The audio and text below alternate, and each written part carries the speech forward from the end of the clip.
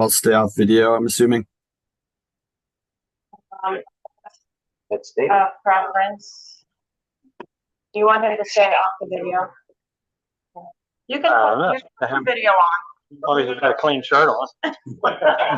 I'm legit. So yeah. And you don't have a glass of wine or something.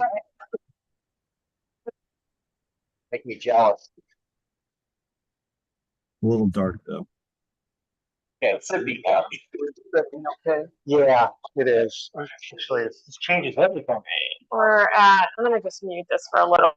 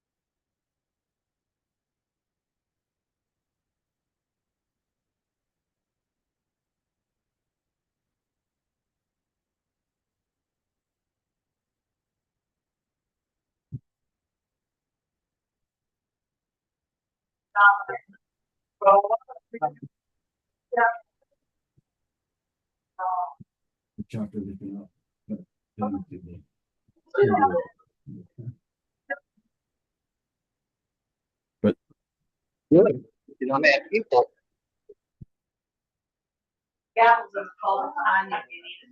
Thank you. Good evening, everybody. I want to call the September 8th, 2024 Pittsburgh Town Council meeting to order. Let the record reflect that all members of the council are present. David is online with us. You all please stand. I pledge allegiance to the flag of the United States of America and to the which stands one nation under God, indivisible, with liberty and justice for all. Thank you. Okay. Council approval of the agenda. I want to make two suggestions. Number one, we strike 5, B as in boy, 2. That's 5, B in boy, 2. Secondly, for expediency, I would like to move 7, E in Edward, 7 E as in Edward to follow 4, B as in boy. 7 E to follow 4 B. Any objection to that? Any other suggestions, Storm? I'd like to move 5B 12 to follow 5B7. 5B12 to follow 5B7. 5B. So that's goes where? To do the police equipment ahead of when we present the budget revision. No, after. After, yes. No, wait, no, you're right. Ahead of it. You're right. Ahead of it. Yes. Sorry, I wrote it down behind it. Any other suggestions, council? Move Chris? to accept the agenda as altered. Is there a second? Second from Jesse. Discussion on the motion. All those in favor of the motion, raise your hand. Opposed? Motion carries. David? You're still muted.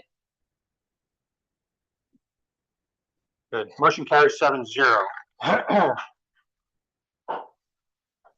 Public comment, Kevin?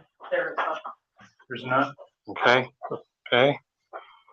Mayor's announcement. I only have one announcement, and it's more of, I guess, a positive statement. During Labor Day weekend, well, Jill left, but during Labor Day weekend, I had the occasion to walk down to Lower Town and talk to a lot of merchants, and most, if not all of the merchants advised me that this was their best sale days ever since they've ever been in operation in the particular store owners that I was talking to. So obviously the weather had a lot to do with that. It was an outstanding day. We had to post 2 officers on Shenandoah and High Street, the intersection, just to direct traffic. It was that bad. So it was an incredibly successful day for Harper's Ferry's merchants. Kevin, do you have anything? I do not. Okay, thank you. Community announcements. Pleasure to have Laurel back. Laurel, do you have anything to report? Sure. Laurel Szymanski, project manager of the Hilltop House Hotel. Do I need to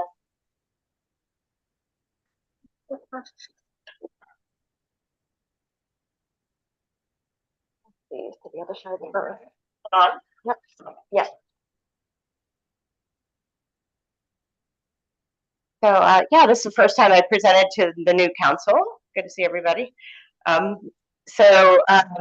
We had a agenda item on the Jefferson County Commission agenda, and that was the renewal for agreement with the West Virginia DED, which is the state agency that oversees the Hilltop, the TDD, the agreement with Jefferson County Engineering and Planning to be overseeing the project. So that was passed. So everything was good there. The other thing that we are working on, we have GCs doing final estimates on the changes that we've been waiting for with tariffs and so forth. I foresee that being a couple months. And then the last announcement is we are having a party up at the Hilltop Overlook. We haven't had one up there since we closed Christmas. I guess the last one had been Christmas 2008.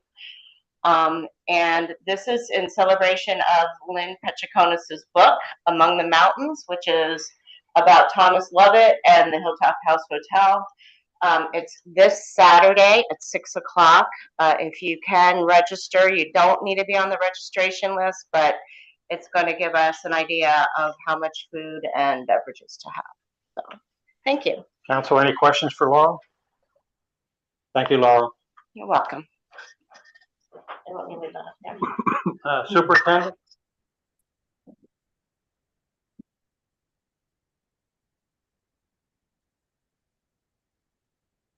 Does this thing actually do anything? Yeah. Okay.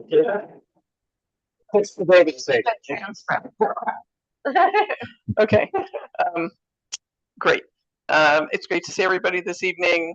Just to follow on the mayor's comments earlier, it was a very successful Labor Day weekend, thanks in great part to the way that Harpers Ferry Police managed the streets. I was down there for a little while myself, and it was going very smoothly, and we will continue to endorse that type of operation because it did seem to keep things moving, and I think from a visitor standpoint allowed really Potomac Street to almost become like a pedestrian area, which actually seemed to be working really well for the visitors. So thank you, Town of Harpers Ferry, for that. Certain members of council have received, not all, but some letters from the park and our Gateway Community Coordinator, Oliver's very own Andrew Lee, regarding a webinar to be hosted by the Department of the Interior on September 17th at 1:30 p.m. If you have any questions, please respond to Andrew. Now, the webinar will introduce the new Gateway Community role within the national parks and discuss foundations for strong and resilient partnerships between national parks and the communities that support them. And again, thank you for that. Last month, I mentioned that I hadn't heard about the Byron Bridge staircase replacement. Since then, I have from CNO, and it looks like construction may begin as early as next month.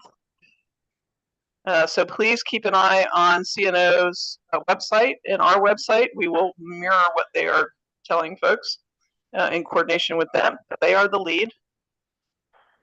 So when this begins, the access to the CNO Canal is likely to be affected, especially at the beginning of the project and at the very end of the project.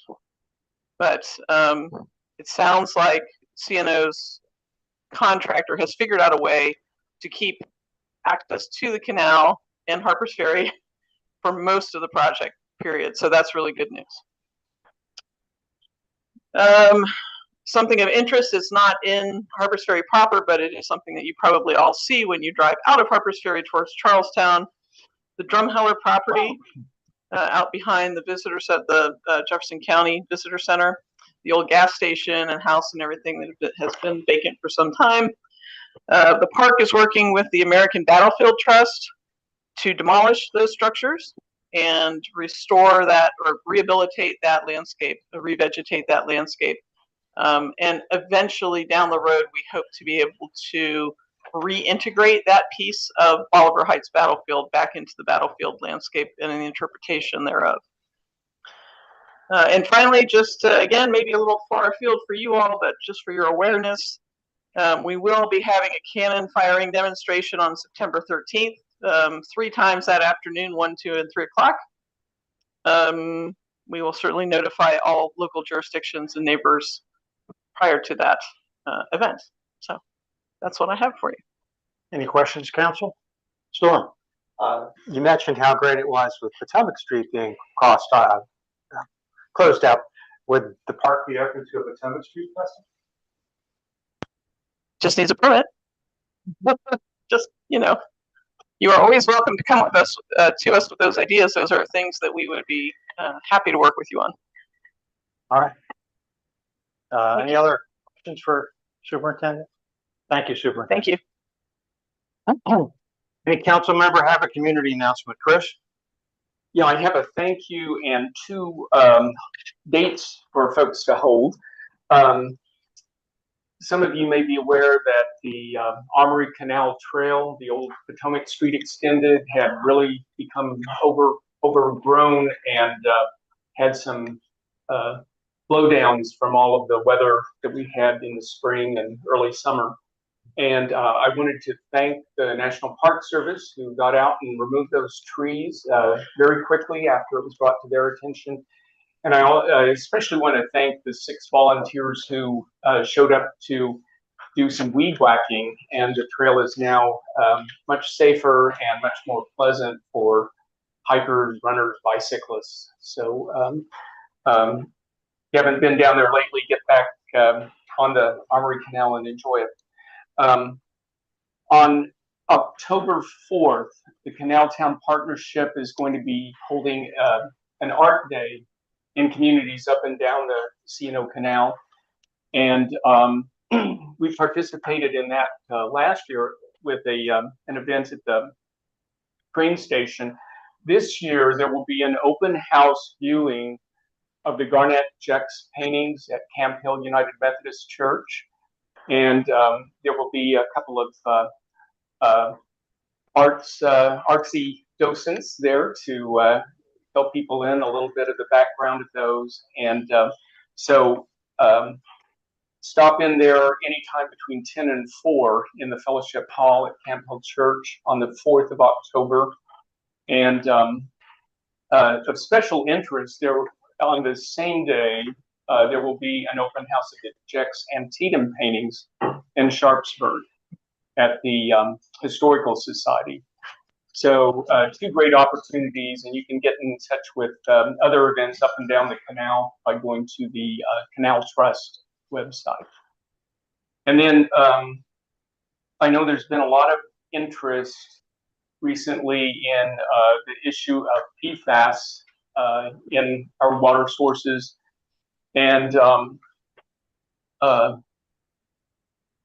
we got some exciting news that the grant that West Virginia Rivers had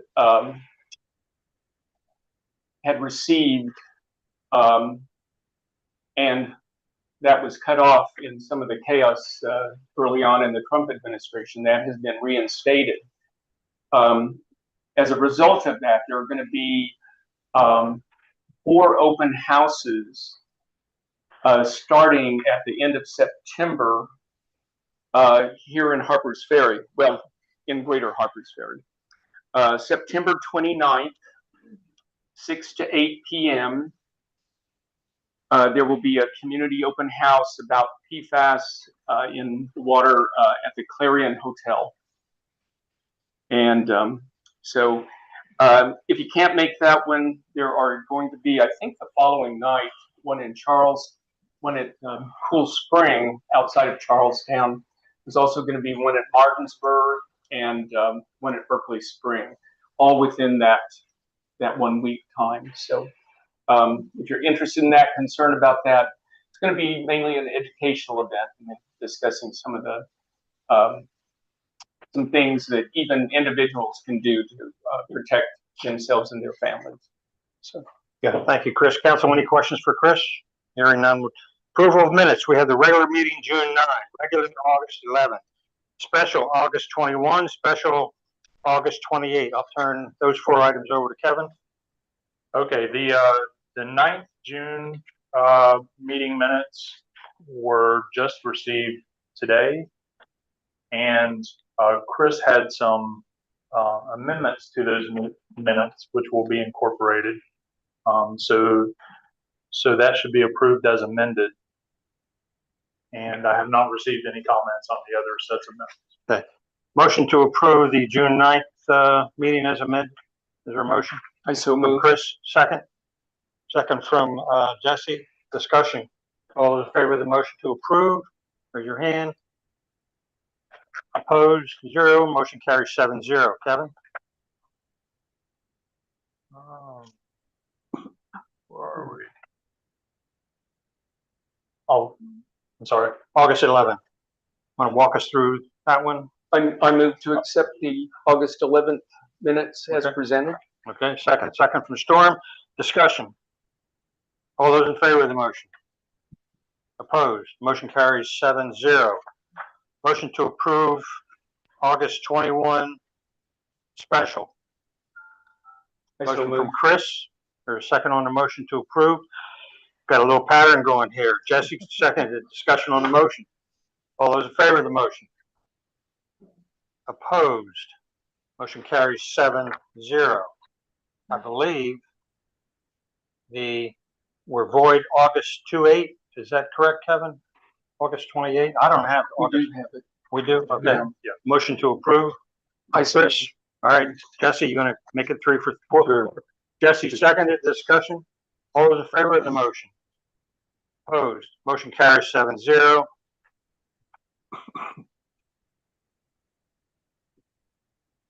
We'll remove the agenda item. Discussion and action regarding waiver of zoning compliance permit application fee.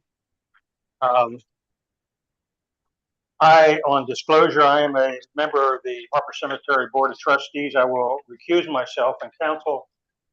The item can be discussed by Patty and Patrick, if you have any questions. Good evening, everybody. My name is Patrick Tierney. I am a trustee of the Upper Story Cemetery, and at some point in the future, I will be a permanent resident. But I'm hoping that not to happen anytime soon. So I'm coming before you today. As you may or may not know, there's a caretaker house on that property. It's been there for a gazillion years.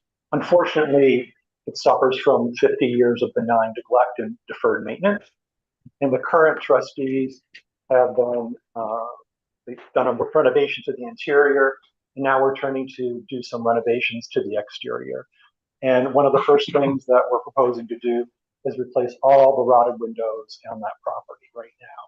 And that's why I'm here today. We put in an application to do that renovation to the windows and replace. The Harpers Ferry Cemetery is the trustees that administer it. It's set up as a 501c3 charitable foundation. Nobody gets paid to do anything. Most of that cemetery property is the town's property, and the trustees administer it on behalf of the town. So for this particular project, it would incur potentially application fees of $299.44. And given the charitable nature of the cemetery, the trustees are requesting a waiver of that amount. I'm happy to entertain any questions. Go ahead. So how much were the windows? Windows are proposed to be $24,944. And the $299 just breaking the bank? Well, it's, every little bit helps. Okay. And, it's money that, can go into perpetual care. We have constant expenses, mowing. We have upkeep of the stones. And then we are putting resources into making that, the exterior of that property improved. Yes. I know the cemetery is town property. Is the caretaker's house also town property? The caretaker's house was devised through a bequest to the trustees, and the property. If you face the carriage house, the property that's to the left of it as you're facing it is also to be used for cemetery purposes, and that piece was also devised to the trustees for their care in the future use of expansion of the cemetery. So I guess what I'm getting at, it was brought to my attention by someone else that if these are town properties, does the town even need a permit, let alone a fee? Well, I'm not going to answer that question. That's up to the I council. think so, but Although the question is it town property if it's been devised to the trustees? It's not necessarily so. Yeah, I mean, if it burned down, who would collect insurance? Would that be the trustees or the town? The trustees have taken out an insurance policy. So if there wasn't, Right. The trustees have a liability and full insurance on the property. so they would be collecting if there was a fire or the building was destroyed, but not the town would not be collecting the trustees.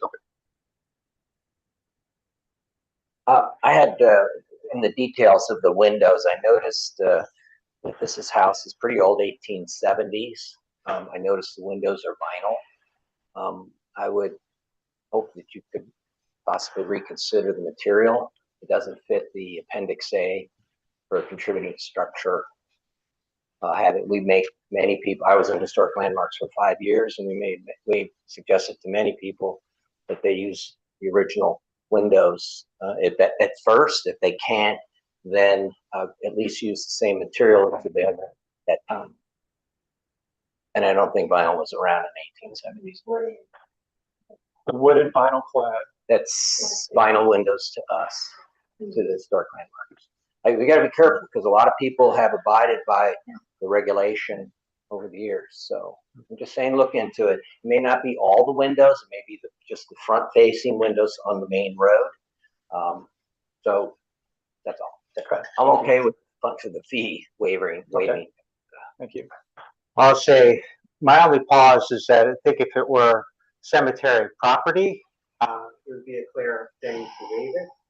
But there are a lot of other similar properties in town held by nonprofits. Are we setting a precedent here?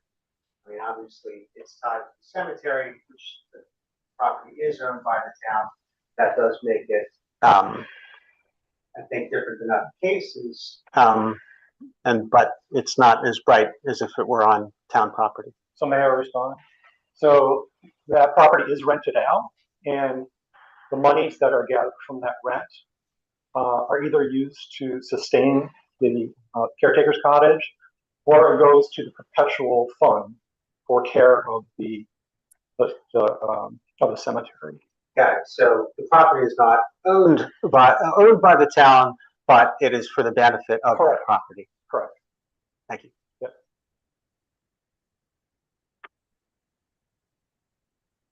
We need to make an action here. Do we need to make an action here? I'll make a motion. Yeah. And how would you characterize the project?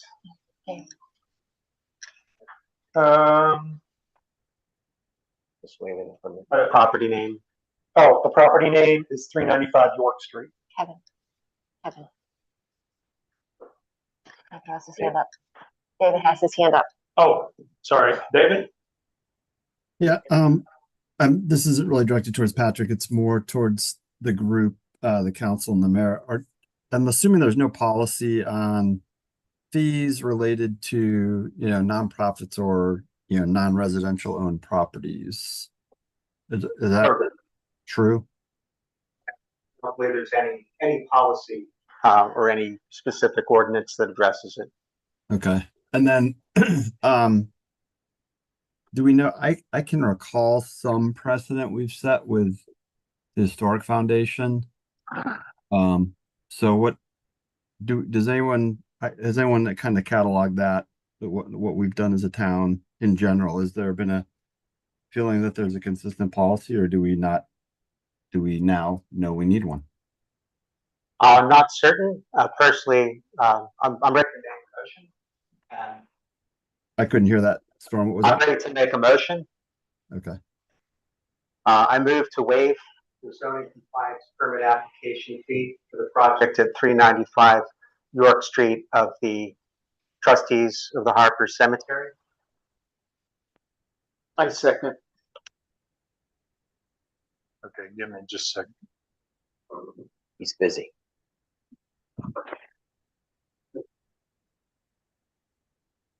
Okay, any further discussion? I do want to say that my reasoning for it is unique in that it is to the benefit of the cemetery, which is property that's owned by the town that the trustees take care of, which I believe makes it unique, a unique situation. And I would also point out, we voted, I believe just last year, to waive a fee for some water work there. To the cemetery To the property itself, cemetery. which is owned by the town. Based upon its, And actually, that's not true. You didn't waive it. You asked for the town The to town- pay for it, for two waterworks. Yes, the Thank town paid the full amount. Yep. I think it is a special situation, but I think it similarly falls under that. David? So the town paid for the fee for a waterworks application, DCPA? They paid for the capital capacity fee and the tap fee for a connection for a hose bib on the cemetery property, splitting it from the house so that they have two separate bills. The cemetery property, the trustees pay the water bill, but because the tap was on the town property, the town paid for the tap fee and the capital capacity fee to install it. And the council made that decision, David, based upon the town's ownership of the cemetery. That we were essentially paying the water department our own fee. Okay. Yeah, this is easy to get confused on. We need to figure this out. My concern is it is a special case, and I hope to be a permanent resident there one day myself.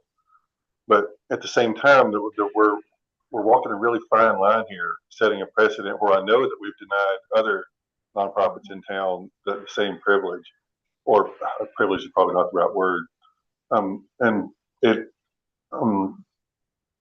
I think part of the responsibility of a nonprofit, who's already receiving a whole lot of largesse from society at large, is to handle its own administrative fees. I think that's something they have to do. That's sort of like the basic. If they can't operate themselves and pay the fees after they get all the advantages of being a nonprofit, I mean, that's a problem. And I would prefer that they kind of carry that weight themselves and receive, help from the town in other ways. But the fees and things, I think the nonprofits, unless it's a problem that the town has caused, I think that the nonprofits should handle that themselves. I guess I feel that in this case, this is a nonprofit who is dedicated to taking care of town land. So that is part of what to me makes it unique and not a precedent that others would be able to follow. It isn't. I don't say that lightly, but I am concerned with there are a lot of other very well-meaning nonprofits in town that have the same forward-looking goals and commitment to the community. And if they don't get it, then I don't see why or how we can possibly give that to another. I realize it's a fine line, but it's so that I'll just stop talking now. I think I was supposed to a minute ago. Yeah, I think I agree with Storm though. That's a pretty important distinction in my mind. Anything further? Okay. That's by the town, Kevin. Is that what you're saying? I'm sorry. That the important distinction was, I'm having a hard time hearing you guys. Sorry. That it's an important distinction because that property is owned by the town. Right. That's right. That's what you're saying. Yeah. Thanks. I think I shared some of Jesse's concern. I also think that we're, we kind of have the ball rolling on looking at permit fees in general, and I think that's one of the issues that we'll want to look at, so that we can have a fair and firm policy in place for the future. Again, on this particular one, I think it is special, and that's why I support the waiver. I do support as well. I think one of these days maybe we should have an ordinance where non-profits in the Corporation Harper's Ferry don't pay permit fee. I mean, I'm saying we make it all non-profits so that there's no preference to anybody. They struggle to raise money, and Patrick, you're exactly right. You need every nickel and dime you can get, and they all do. And I think we should. They do a lot of benefits. They offer a lot of benefits to our community, and I think we should possibly have an ordinance or something in our permit schedule that allows the nonprofits a waiver of their permit fee. And I think just a kind of a bright line illustration of the difference is if one of the other nonprofits in town failed for whatever reason, there would be no consequence to the town. if the trustees were to fail and no longer able to serve, it would become the town's responsibility and expense. So that to me is a bright line. Wish you would have said that before I gave my. Touche. God. Okay, any further discussion? But I thought of this before, I would have said. All right. Hearing none, we have a motion and a second to waive the zoning compliance permit application fee for the project at 395 York Street for the trustees of the Harper Cemetery. All in favor? Aye. Opposed? David? I said yes. Okay. Favor. Thank you very much. Okay. Should I go retrieve that? We'll get it. We need it. Mr. Mayor.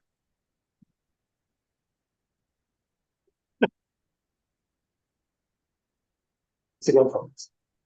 Oh. Real quiet in that room right now.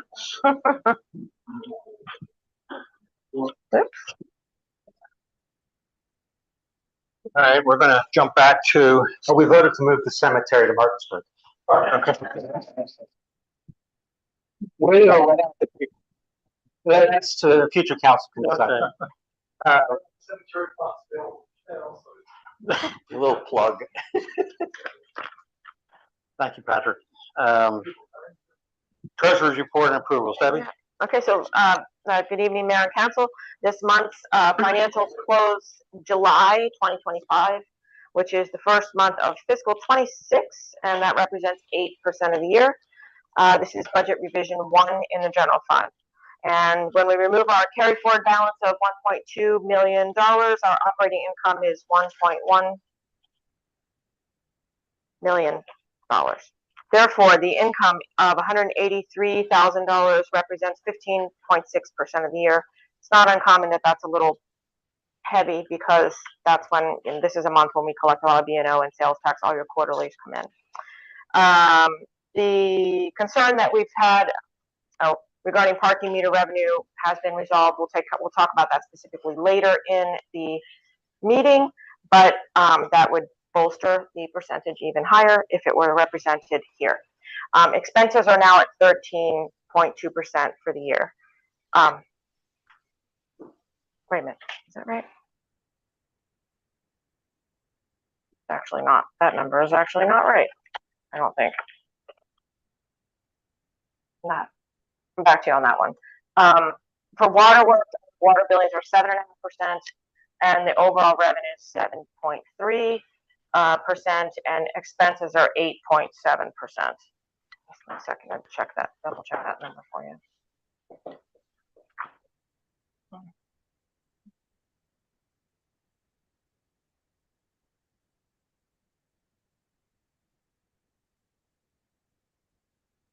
Oh yeah, there's no way that's right. 1,5,202 divided by 1 north 77 194. It is 13.2%. Okay, well that's a little higher than I wanted. I should just say, and I will check on why that is. But we are still early days, and I'm not overly concerned about that. We do have some one-time payments that had to come out, and I will just oh, and public safety is in here. That's the big thing. 16,000 on the public safety. When you, So you're going to be talking about it later in the meeting and approving that 16,000, which is represented here as an invoice in your report. So that's what's skewing that number. Okay. Any questions further, David? Did you have a question?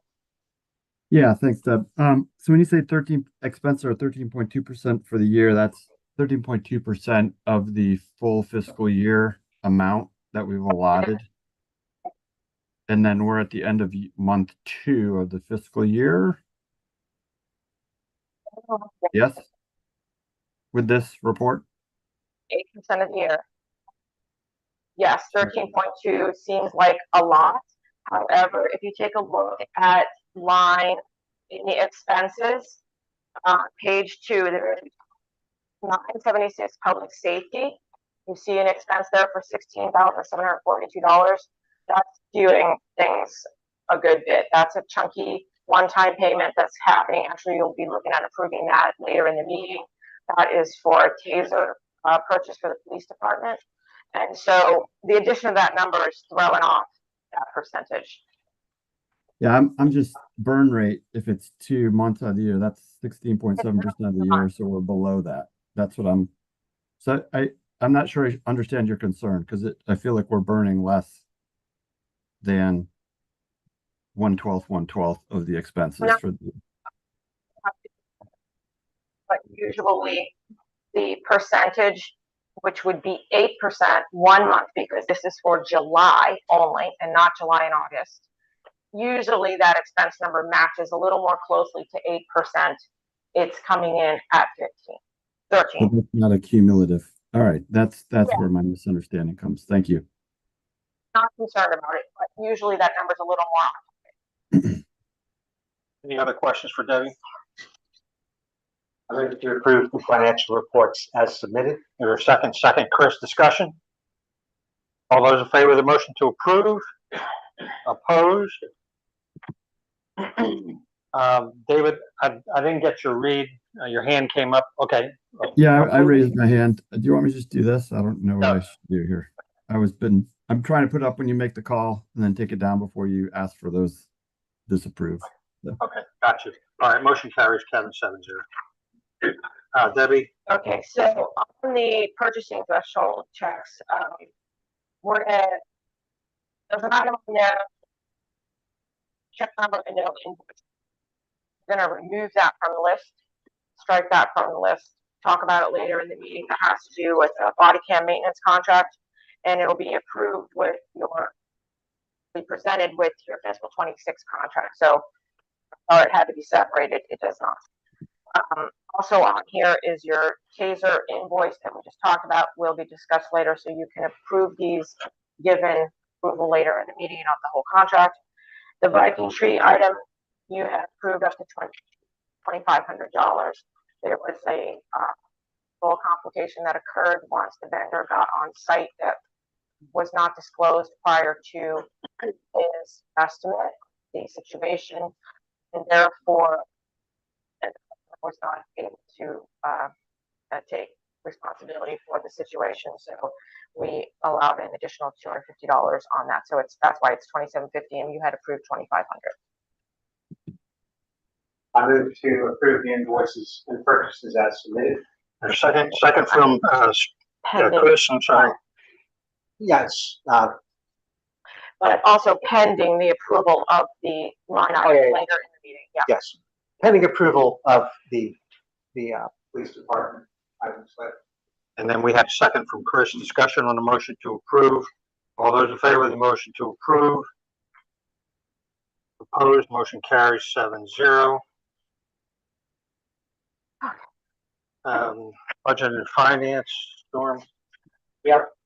Before you start, Storm, I just want to, Council, I think you all received this from Storm. I just want you to know, Storm, how much of a big help that is to me, and I don't know about the rest of you. Taking the time and put it in here and categorizing it is really, so thank you for going that extra step. Thank you. It's enlightened self-interest. Since budget and finance is 2 weeks prior, I use that too.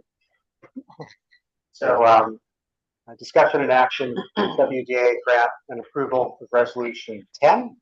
It's actually going to be a two-parter. The meeting is now happening. Probably received a robocall and other communication. Great job on from the office on that. And there will still be the pressure reducing vault that'll happen later. But there is a change order associated with the work of this. Right. So you received today change order number 3 on this contract. This is now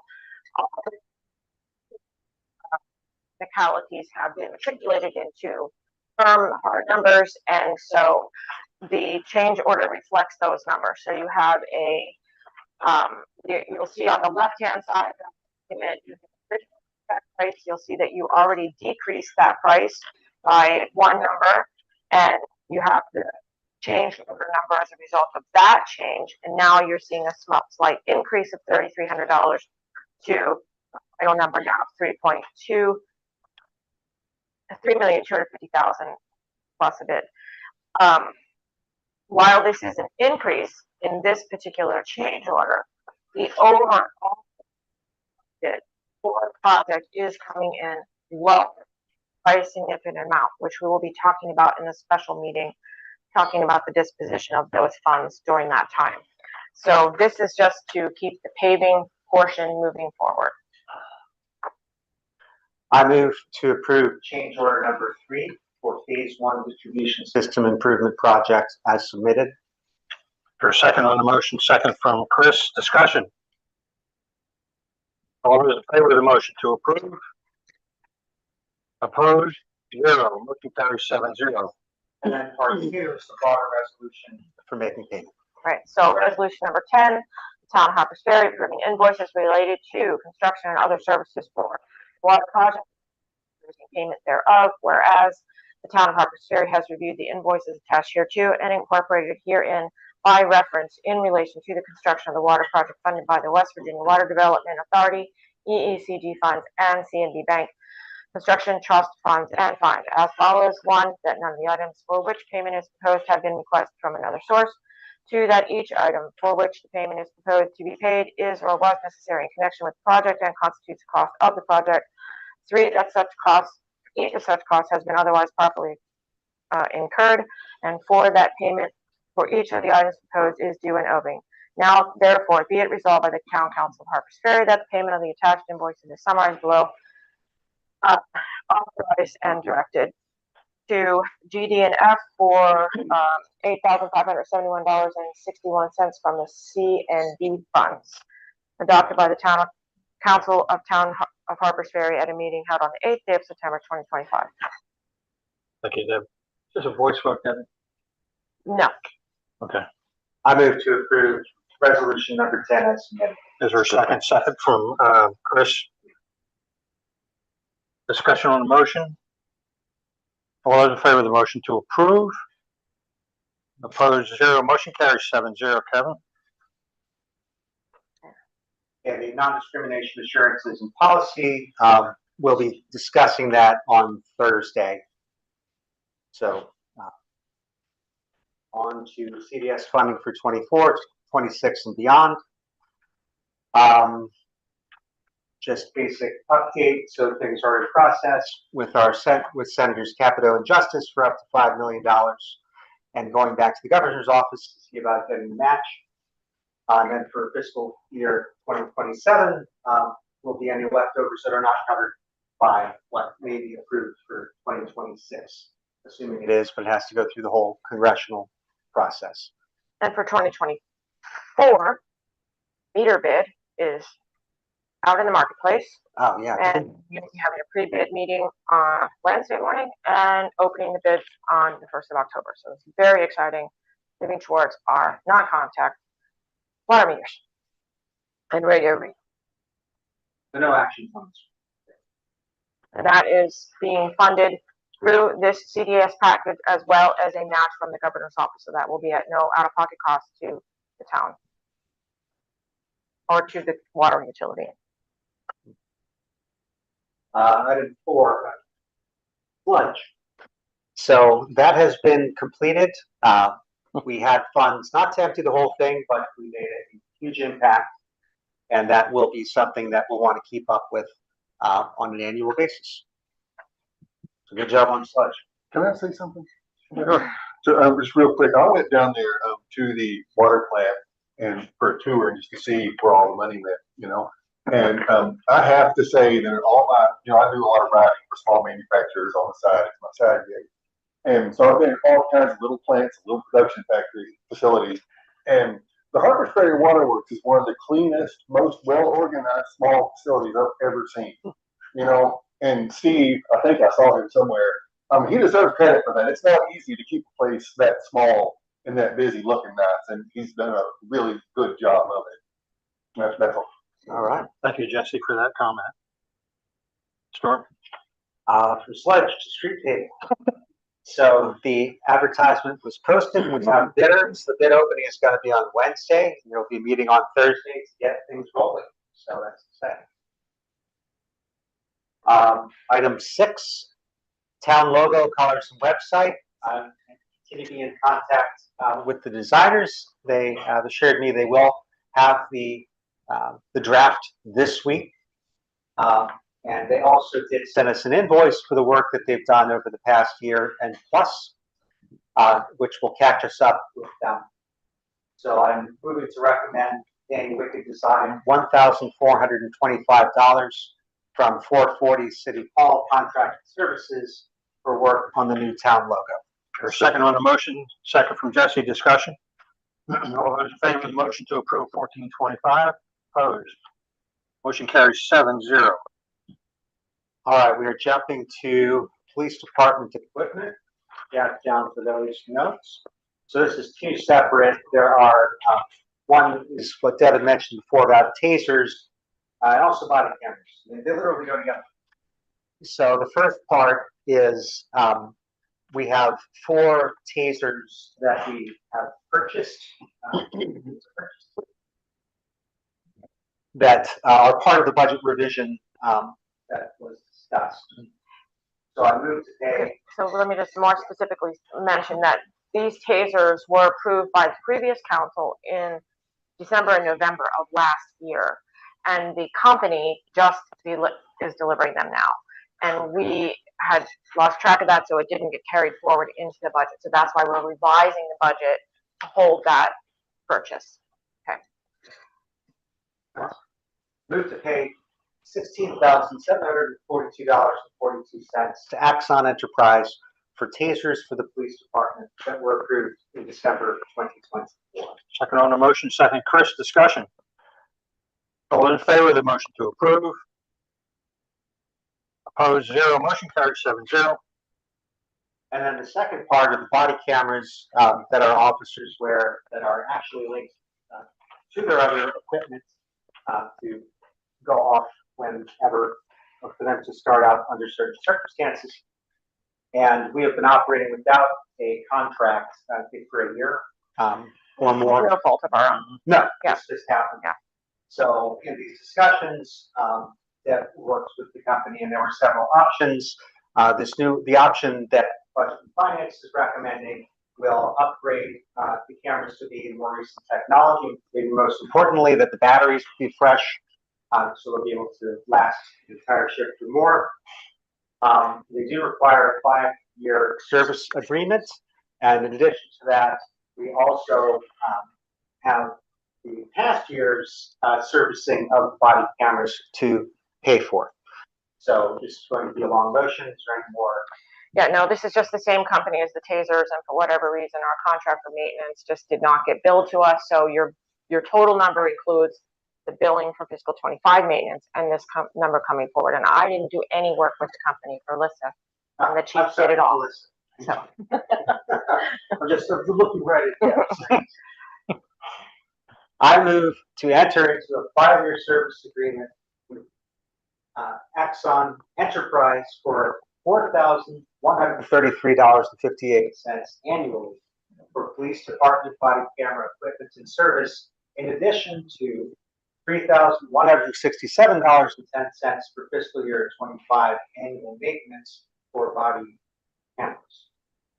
Thank you. Second on the motion, second Chris, discussion. The only question I have, Debbie, we can encumber a future council. Maintenance contracts, and it can be broken.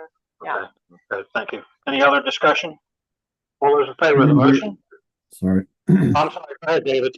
Didn't hear Debbie's comment back. It's a maintenance contract, so it can be broken if it would be. Okay, thanks. No other discussion. All those in favor of the motion? Opposed, 0. Motion carries 7-0.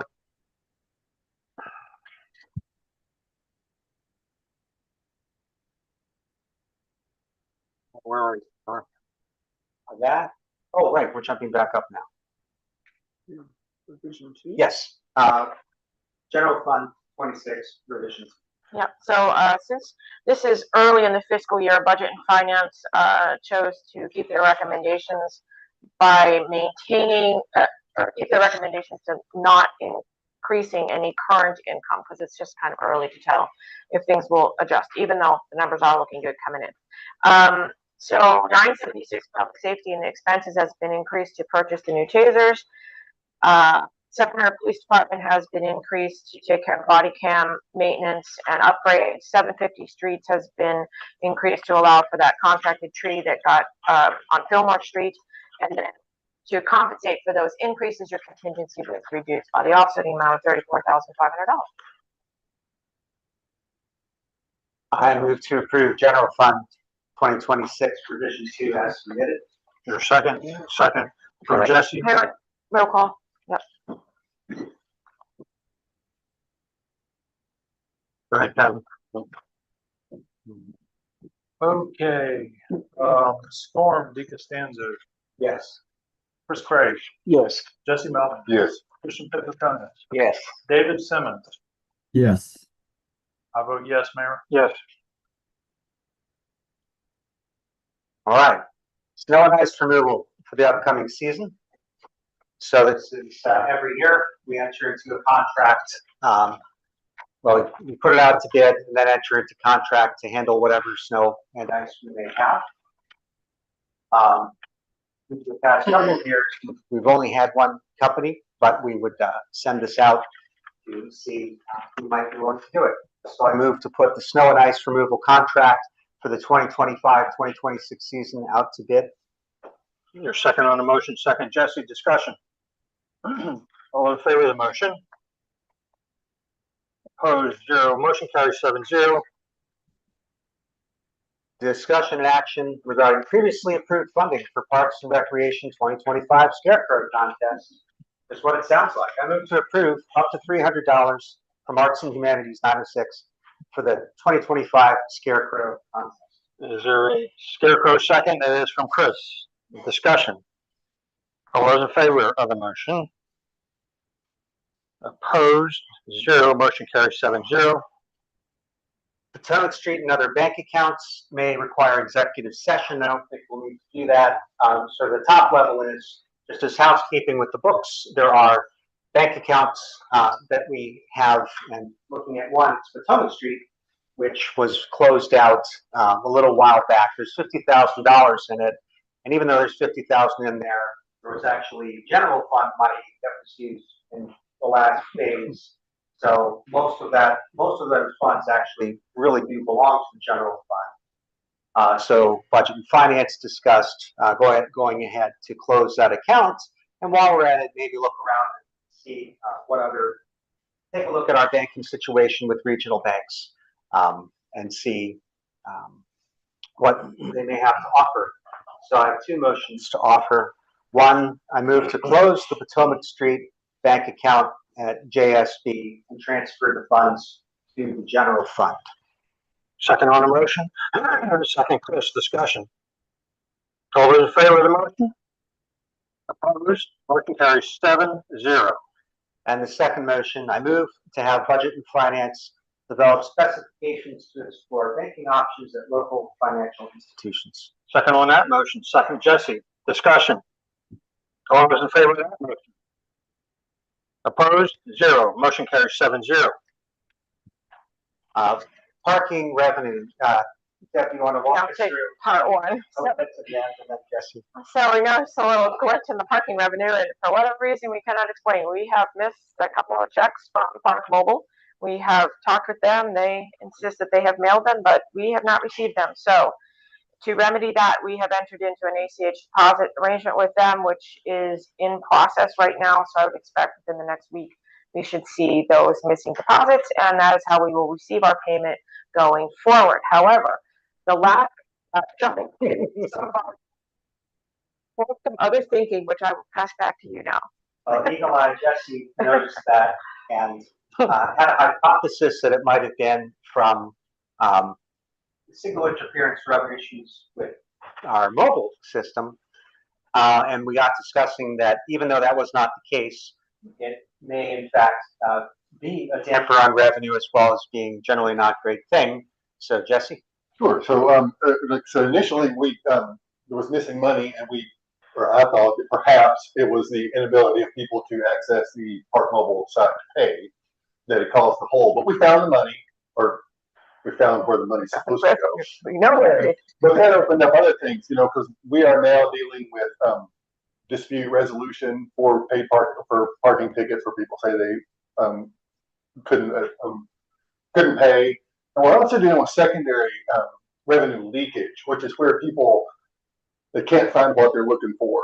They're skipping local businesses and opportunities because they can't access it. So they'll just get in the car and they'll go to Charlestown or Frederick or wherever they saw the last big neon sign that they recognize.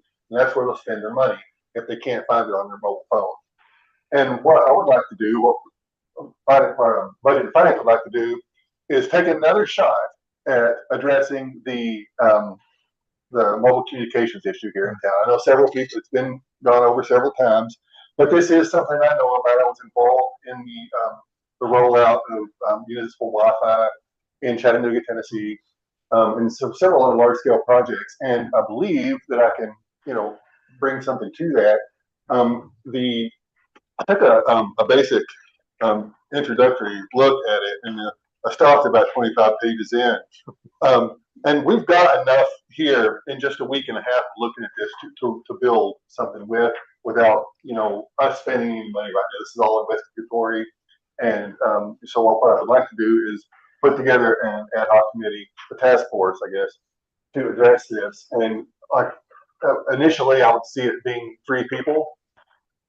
And I'd like to expand it to 5 if things go well, to sort of deal with some of the administrative packing. And then, in the early spring, I'd like to bring forward a recommendation and a plan to move the town forward. And not just look, I believe we have everything necessary for the town to push and get some of these problems resolved. And so I would like to make a motion that we form a telecommunications reliability task force of initially 3 people and potentially expanding into 5. Second on the motion. David had his hand up before. Is there a second? I can wait for discussion. That's fine. Yeah. Wait a second on the motion. All right, second, Chris. Now discussion. Go ahead, David. Yeah. Jesse, are there people in town who are familiar with this world like you are? I mean, do you think that can help us understand this better and bring it to layman's terms? So the very first things I have in here is the consolidation of information from people in town who have already looked at this issue and who are familiar with this. I know that, like I said, several other people over the past few years have taken stabs at this. And I don't want to start from scratch. We don't have to start from scratch. We've got good information here. We can consolidate and kind of mash into moving forward. And what's the ultimate, best case for you? What would this look like for us in town? The solution or the task force?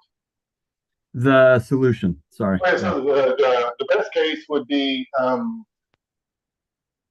carrier or the state, ideally, providing the 5G capable backhaul here to town to support a 5G system here in town instead of the 4G, and move us, give us the next 30 years of future proofing.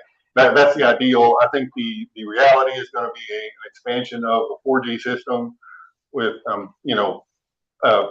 maybe one day, please, if somebody has a bunch of extra money, we can make it better. But I think 4G is where we'll ultimately be, and I do believe that the state has several programs. The federal government has several. The Department of Transportation, Department of Education. There's a whole lot of smaller grants out there that you can actually combine specifically to expand on that. And I think it's identifying those opportunities. So we'll move forward, and we have opportunities with we're sort of a gateway to the mountain state, and I don't think we take enough advantage of that. And here is an opportunity where we can. We can talk to, our state representatives, and more than anything, we just need to be heard. If we can be heard, the case is easy to make. So we just have to make sure we're heard. And Mayor Vaughn has built connections and relationships that we can leverage.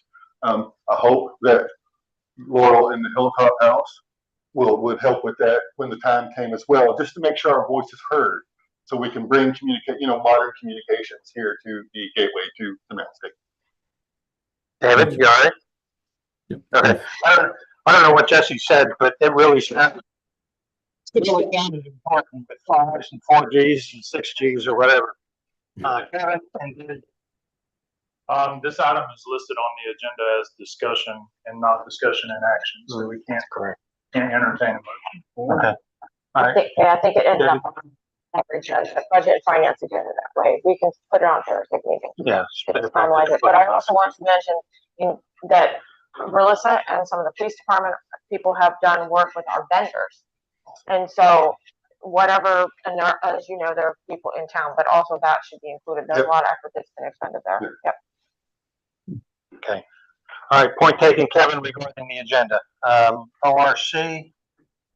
Kevin? Yes, so the Ordinance Review Committee met on 20th of August to consider several items that were mostly passed along from the previous ORC. First, we reviewed the proposed ORC mission statement and approved it with amendments which have been submitted to the council for approval this evening. We all thought the draft mission statement adequately addressed the need for ORC to be focused on activity assigned by the council and town officials, but we agreed that the recorder should always be a member of the ORC and that the committee should choose a chair, a vice chair, and a secretary. Next, we looked at proposed amendments to Article 735 for garage sales. This item was previously submitted for first reading in June under the last council. We made a few changes from what was previously submitted, and it is on the agenda for first reading for approval this evening. We discussed amendments to Article 1711 floodplain. The Planning Commission has or will be sending changes recommended by the previous ORC to FEMA and the state of West Virginia for approval, after which it will return to the ORC and ultimately the town council. We considered amendments to Article 130, uniform removal of members of commissions, committees, and boards to make the grounds for removal more specific. That was at the request of the town attorney. We forwarded the ORC's proposed language to the mayor and the town attorney for their feedback, and it will be before the ORC again at its next meeting for further consideration. In conjunction with that, we also discussed the nomination and appointment process for members of commissions and committees, which is on tonight's agenda for further discussion. And the Planning Commission requested that the town consider an ordinance allowing for trans-jurisdictional collaboration with the Bolivar Planning Commission, which we agreed to bring to the council on tonight's agenda as well. Okay. You want to walk us through your agenda items, Kevin? Number 2. Yes. Well, I'll read it. Discussion action regarding approval of ORC committee mission statement. Chris? We've submitted a draft, and I would move to accept the mission statement for the ORC as presented. Is there a second on that motion? Second from Storm. Discussion. I have as a discussion point, Kevin. Do you have it in front of you, the draft? I do. Okay, if you would go down where it says, at its discretion, the ORC may, go down to the 5th bullet item. I'm not sure I understand that.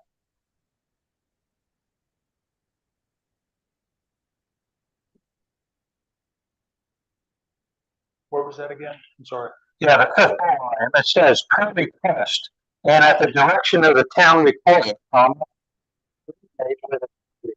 period, activities may be limited to : I don't understand that. Actually, with the change of the recorder, by definition being on ORC, it may not be necessary.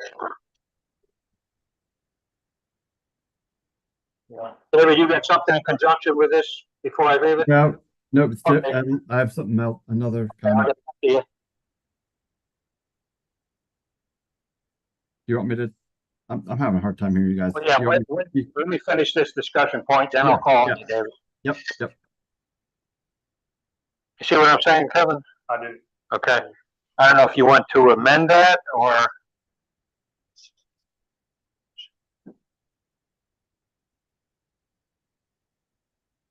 Go ahead, David, with your discussion point. Yeah, my comment is for membership. I get concerned that we have so many committee responsibilities just in the town council, and I feel like this is a candidate committee where we could pull in residents who are talented, and I'm good with the recorder being on there, but I think we should really consider making this not just 3 members of the town council, maybe 3, make it be the recorder and 2 other members of the community. Could be town council members, could not, but I feel like we need to spread the joy and bring in more voices too. So Okay, point taken.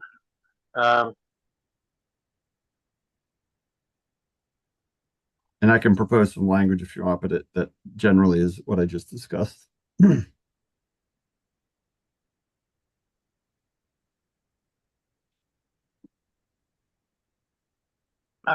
Yeah, go ahead, Chris, while Kevin is working his way through this. Can I suggest this wording, see if this would fix that, which I think Storm's right, it's probably a ghost of the coordination that we no longer need because we're making the recorder always a member. It would say per request and at the direction of the town recorder, activities of the committee may include, but are not limited to, colon. So you are suggesting following a comma to the period, exiting that out. Yeah, per request and at the direction of the town recorder, comma, activities of the committee. So we would be inserting of the committee may include but are not limited to. Okay. Does that work?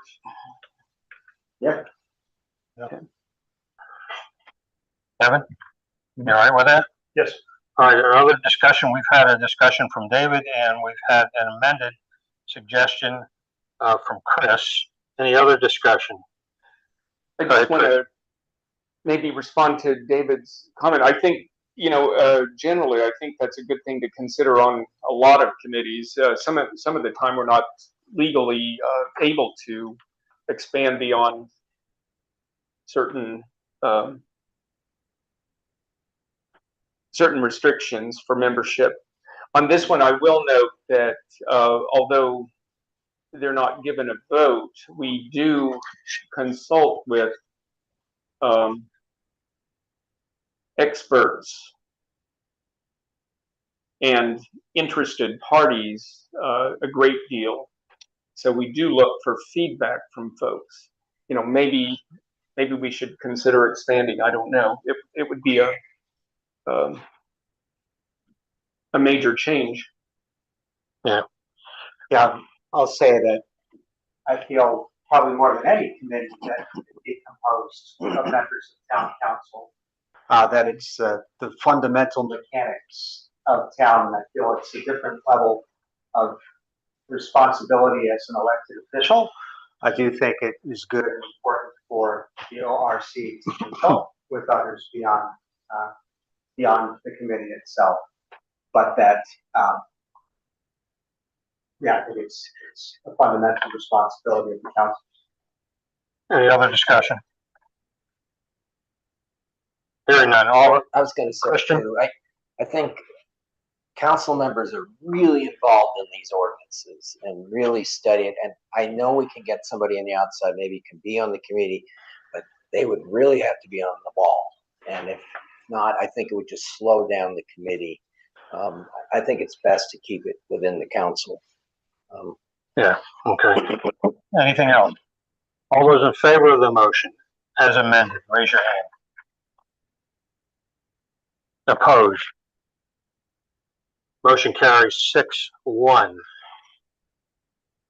And Melissa, could you ensure that this as amended that Kevin has is in the same format as the other two mission statements, okay? And then could you also get with Kevin and see if we can find a spot online on the town council page to put mission statements or something in that left-hand column that we have a bunch of stuff.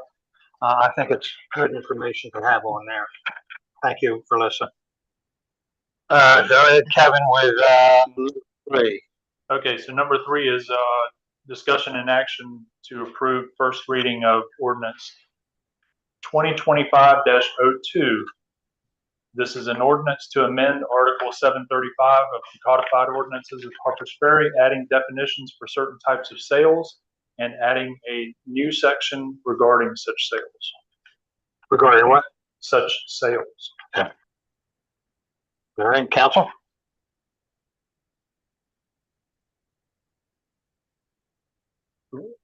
I've never done a first reading before. I don't know what we're supposed to do. It needs to be a motion to have a first reading. Okay, I'll make a motion to have a first reading. Let's do a second. All right, there's a second. There's a second from Christian. Discussion on the motion to approve first reading. I, by the way, looked at other municipalities and how they look at garage sales. You know, in some parts of the state, you can go to prison if you abuse this. Fines, heavy fines. They have some pretty weird stuff out there in some of these other West Virginia municipalities. So this one is very good for the community. This protects us from somebody abusing garage sales. I'm holding them all the time, but it also allows our residents to do it. There's no charge. And I thought it was just very sensibly written. The prior council did most of the heavy work, and we just made a few adjustments. Okay. Thank you for that discussion. Other discussion, Storm? Yeah, I'm in favor of it. It does give me pause a little bit. That I think it's good that if someone is suddenly having a garage sale after a week and it's apparent that can be not a thing, but that it not become something where it effectively becomes, you just have to have a business license to have a garage sale or lemonade stand, and that's not what we have here. But just a cautionary note about where it could go. Other discussion, Chris? I just mentioned that we pretty much passed things as the last council did for first reading. We never went to second reading because we ran out of time. But the one change that ORC made, originally it had said basically you could not have more than one sale every 3 months. And because of the lay of the seasons, after some discussion, we decided that it was better to say no more than one in any 30-day period. Okay. Well, most garage sales or sales like this happen in the spring, early summer. We didn't think there'd be too many in the winter or fall. Other discussion? Tim, Go ahead, David. Yeah, one, I really liked looking at all the names for garage sale. That was enjoyable, actually, in this one. And also just I'm in favor of it. I just think if someone regularly has a quarterly tag sale, rummage sale, whatever we want to call it, I don't know, that might become problematic for a neighbor. So I think we should, we might have to revisit that, but I'm in favor of this. Okay. Jesse? I come from a town that had really strict rules on yard sales and garage sales, and it was oppressive and it was unnecessary. And Christian's absolutely right. This is fair for everybody, and I think it's the right way to go. It's official, but it's not. We don't need to be policing people's junk sales. And just let them be. And so I think we should move forward with this. No hot police. No. Other discussion? All those in favor of the motion to approve? Opposed? 0. Motion carries 7-0. Moving to first reading. Kevin? Okay, so the next item is discussion and action on potential ordinance amendment for trans-jurisdictional collaboration. This came from the Planning Commission to us. Go ahead, Jesse. There's no reading and a first reading? I'm confused. This is a procedural thing. So we did not read. It's by title, Okay. and I read the title. Okay. All right. That's all. Okay, so this trans-jurisdictional collaboration came to us from the Planning Commission. It would allow the Harpers Ferry Planning Commission to coordinate with the Bolivar Planning Commission on issues that border the two towns. Chris may have more information about that. I'm not sure since I think it came from the previous Planning ORC. Commission suggested that that we take this up, that ORC take it up, but we were bringing it to the council first to see if this is something that the council wants to send to ORC, and then we could prepare something for first reading if that's the case. So Right. Yeah. So the motion then would be to refer the an ordinance amendment for trans-jurisdictional collaboration. It's kind of hard to say. It is. To the ORC for drafting and development. Okay. Yeah, I guess I'm not opposed to it, but I'm not sure why it's necessary. I mean, is it within planning commission's purview to do that anyway? well, so I wrote this. Can I? Yeah, go. Okay. So this came out of developments on Fillmore Street. And they were brought to us, our attention in planning, by some folks in Bolivar, because, things that were being approved and moving on Fillmore Street, the guys in Bolivar were afraid that their homes were going to be filled with stormwater. And they wished that they had been consulted, or at least knew that this was happening, so that they could have come to the planning commission meetings and at least made comment on it.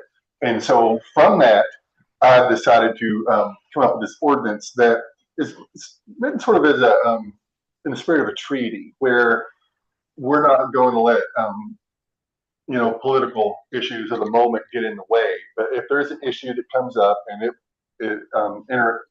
it's directly impacting our neighbors in Bolivar, that planning is going to reach out to Bolivar every time, and it's not optional. We're going to reach out to Bolivar and say, hey, we're going to be hearing this issue. It may be affecting you guys. If you would like to send someone to sit in on the meeting, you're more than welcome to, and we'll hear your comments and record them. That's all. Okay.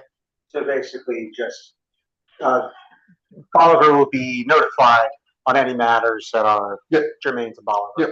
Right. And that's it. It's the whole point was to take away the any political stuff in the moment. It's a. You want to put that in a motion? I'm sorry. You want to put that in a motion? Yes. So I will make a motion that planning, that town council send this ordinance to ORC for review and analysis And drafting. Second from Rod Storm. Discussion. All those in favor? Oh, saw that quick hand coming, David. Yeah, sorry, I was trying to get my phone charged here. Okay,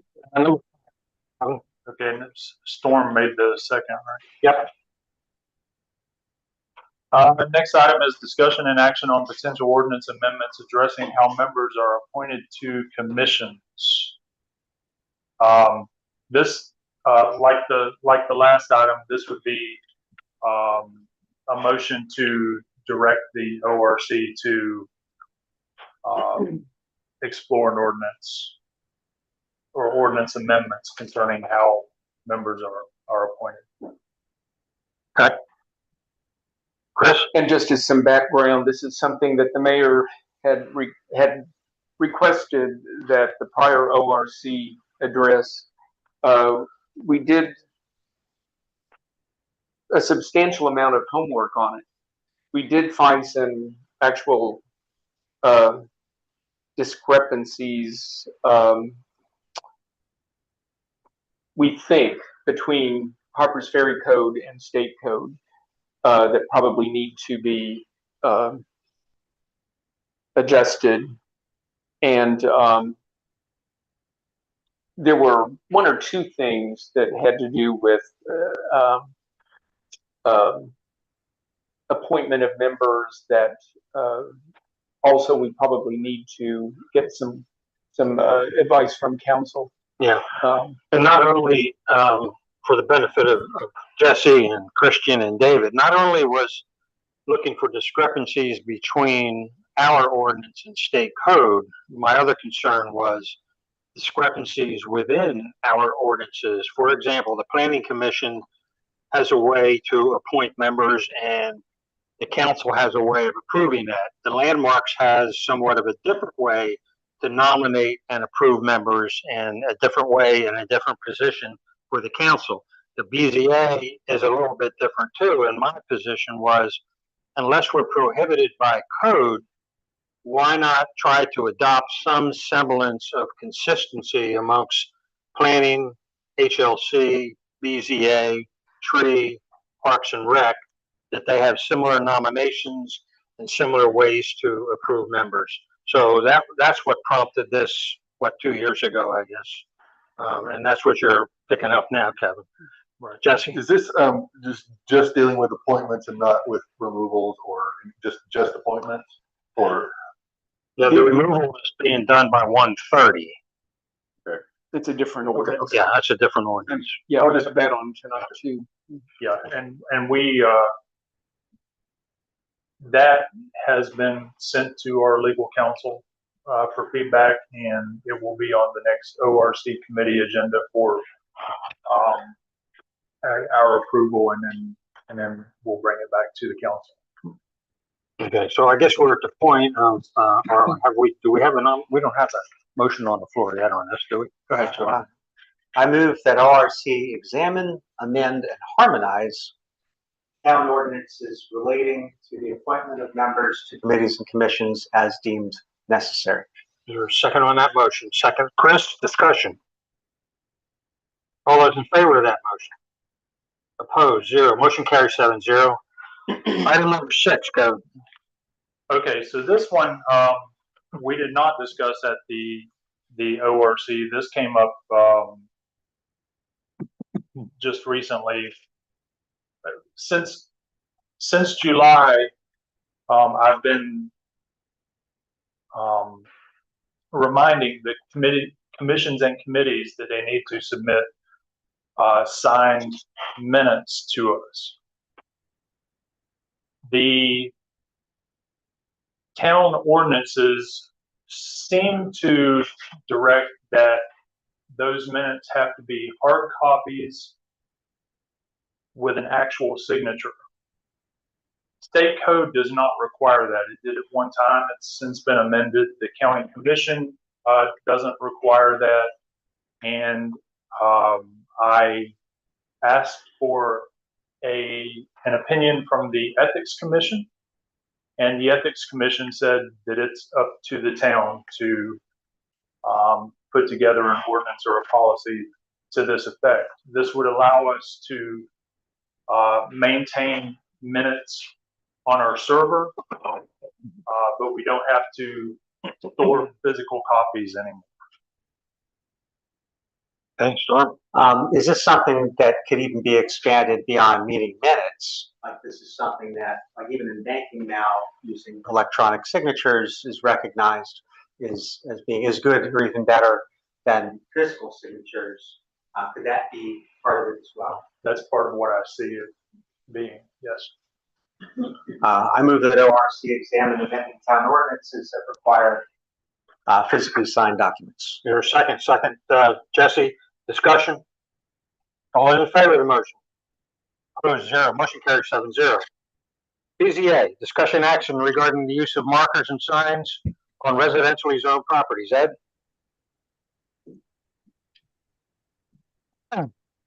I'm Ed Wheelis, acting chair of the BZA. We miss you, Dave. So as the BZA is guided by a literal interpretation of our ordinances, but we can consider variances in cases of hardship.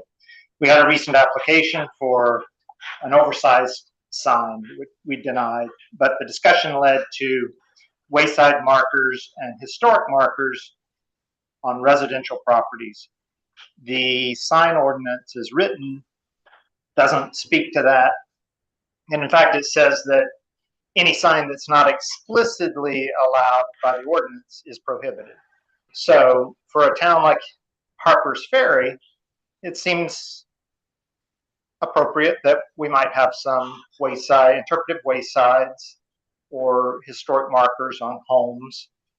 And so we are asking that the council consider amending the sign ordinance, or at least consider allowing interpretive waysides and historic markers on residentially zoned properties. We have several examples in town that, according to the ordinance, would not be allowed. Who would be the approving these? You know, was that the BZA? So I think I could come to BZA with my way. The applicant would follow the current process, I would presume, which is to fill out a sign permit application, and that would go to the ordinance compliance officer, who would, if it followed the ordinance to a T, could administratively approve. Otherwise, it would go before the BZA. I guess my concern is what is to stop somebody from, say, putting up an analog to like the Haywood Shepherd Monument. That's right, wildly. Yeah, we considered that, and so that's something for the council to decide. Because there's a freedom of press or freedom of speech issues that, you know, who's going to be the arbiter of truth, and are we as a town able to do that? So we don't know. And I can tell you that there's visitors to our town that are curious about many of our buildings, and they would sure like to know a little bit about them. And I think there's a lot of owners that wouldn't mind sharing some information. There are old signs in town that already do this. We already have these signs. The one on Washington Street, the Anna Ward, no. It's Prize of War. Prize of War. That's one on a house. That's not a historic building that I'm aware of, but it's got that name. And so, it got approved. When did it get approved? The Oddfellows thing that they've got. The Oddfellows, did that get approved? Now, I'm not saying to take them away, but I'm just saying they need to be out there because people want this up. They want this information. Jesse, so there is a town in Connecticut that there's a lot of parallels with Harper's Ferry, and I think before we make a decision on this, I think, you know, why can't we reach out and ask them how they deal with it? Because they do have interpretive displays all through town, signs, and it's great. You know, they all feel the same and look the same. You know, it's part of an overall comprehensive. You know, it's more than just a sign plan. You know, it's the history's right. It's a fairly comprehensive thing, and it's Wethersfield, Connecticut, and they're really friendly. And I think, you know, we should think about reaching out to them for some input and guidance before we, you know, there are issues, you know, a lot of potential pitfalls. And I don't want to be in trouble for free speech stuff, you know. But there has to be a way to do this and to make it work. And let's ask the people who already do it. Chris. You know, I think one of the things BZA was really asking council would be, is this something that you want to look at and send to ORC maybe to draft up an ordinance that could look at that? And that's one of the things that ORC does is we check with other jurisdictions. Okay. Yeah. Oh yeah, we do that. Compare notes. Well, I think there are a lot of things, you know, there are a lot of questions, but I like the idea, you know, that it would be great to know more about, you know, and until we have cell phone service, there's no way to find out, you know, without science. And so I think, you know, I would like to make a motion for ORC to explore the idea of historic markers and signs on residentially zoned properties. Second. Okay, we have a motion. We have a second discussion. I Christian? wanted amend it maybe, and also business properties. There are some, there's churches in town, those are commercial properties in my book. There's other historic buildings in Lower Town, just. So private property. Yeah, okay, private. All right, so what's the amended motion? Do I answer that question or just? Well, the motion that was made was to direct the ordinance review committee to explore an ordinance addressing signs and historic markers on residential property. All right, then we have a, Just change it. you want to amend it? Would it work, Christian, to change it to say, in the residential zone? I think private property, you No, the know, residential, you also have Lower Town business, they're not residential. Yeah, private is broad, and for sure, there are a lot of pitfalls, like in our ordinances, like it even says that you should not put up a structure that is imitating something historical. And you can imagine way back in the day, people were looking to capitalize on history mania and putting up whatever all just to attract attention. So you would have to be carefully considered for that thing worthwhile. so this would be an exploratory process. They would do something and then send it back up this way and bounce it back and forth. Yeah. Okay, so Do you want, hold on, putting the amendment. I'm also See, wondering, the only thing I worried is we do have in town B&Bs and we have short-term rental owners. Are they business or residential? See, I don't want to exclude. If we're saying private property, it covers anything that's not public property. Okay, if that's, You got that? Yeah. All right, so I'm ahead, also Chris. wondering if Jesse wants to add to his motion and potentially draft an ordinance. I mean, we can explore, but is it to propose an ordinance for the town? So I guess this is a procedural thing. You have to educate me here. Sorry. If we just say explore, is there no deliverable on there? You just have the ORC explore with the goal of amending the ordinance. an ordinance. Yeah, I think you were going beyond the word explore. Were you? No, I didn't know. I mean, we can explore it and talk about great ideas, but you know, generally ORC takes it when we're going to revise ordinance. Yeah, I mean, if we're saying something, town council, I would like to have a deliverable come back, not just a nebulous, thing. Go ahead, David. Yeah, our only option isn't just ordinance changes. We could do guidance documents, white paper or whatever. It doesn't have to be just an ordinance. It could be a guideline document. So I'd make it broad enough. Their re-motion here, Jesse, and thank God I'm not having to reword it for you, but No, please. I mean, but I would offer up that we consider just guidance documents in my world are there all the time, and they carry some weight, in the environmental world. So I think we could do the same. and ORC could do that.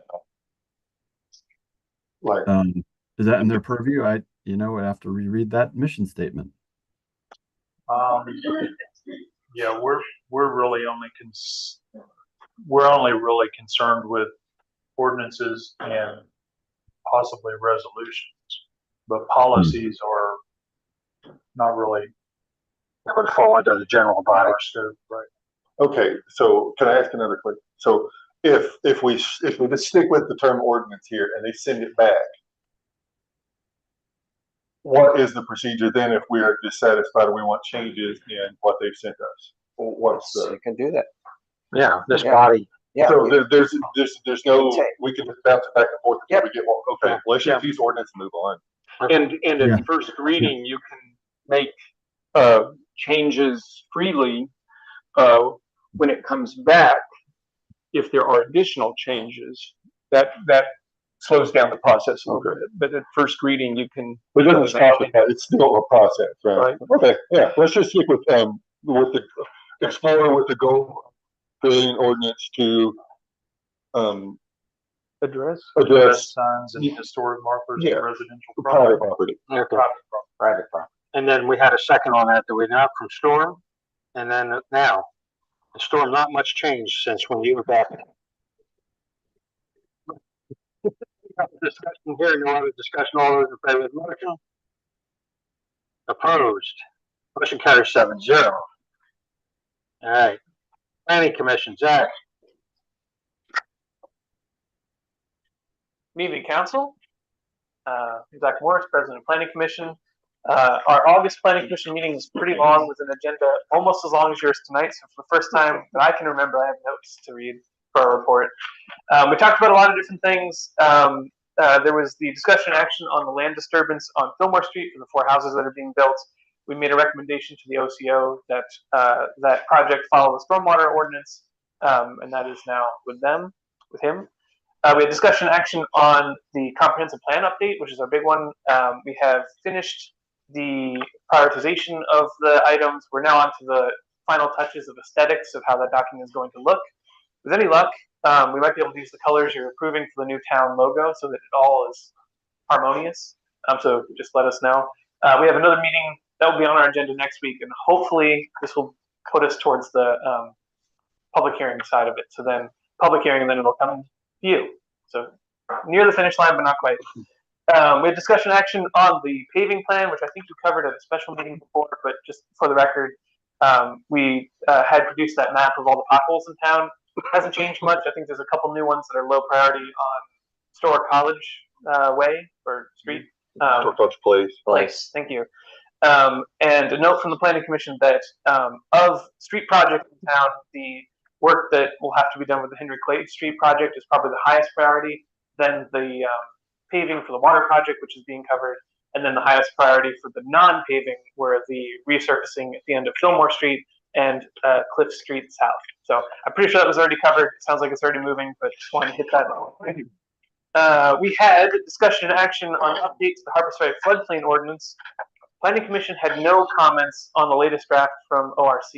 And so from previous comments at this meeting, I'm not certain if it's planning or if it's ORC that sends it to FEMA, or if that occurs before or after the first reading. So just, I don't know if Jesse might know more. There's a timeline for that, so I want to make sure whoever sends that to FEMA does so. But we're still well within the timeline, but okay. There are some we need to figure out who sends sin, who pushes sin. Right. And can I ask one question on that, Zach?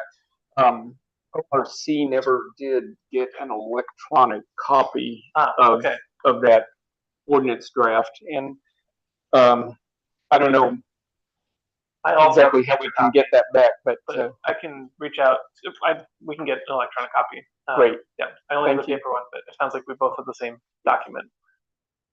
We should have that so it's easier to send to FEMA. Yeah. We had discussion action on a request about a potential driveway for the Weaver House. That project is starting up again. We reviewed the streets there, and basically we're open to receiving a project request from the folks in charge of that project, and we'll move that forward. What else do we have? We also had a couple things that are the next action items on here. So do you want me to just blend right into those? For E2, discussion action on Planning Commission's recommendation to amend Harpers Ferry Ordinance Article 13 to define the third existing zoning category. This is something that came up in the comprehensive plan process in discussions with our representative from West Virginia University, who's helping us draft this new plan in concert with West Virginia state ordinance or state regulations. And our current zoning map, which is behind you on the wall, has 4 colors. Blue represents water, so that's not a land use. But there's red and yellow, which red is commercial, yellow is residential, and then there's green, which the map defines as National Park Service land, but our ordinances don't reference. And the representative from WVU said that 100% of the land within the town's border needs to be referenced in the ordinance.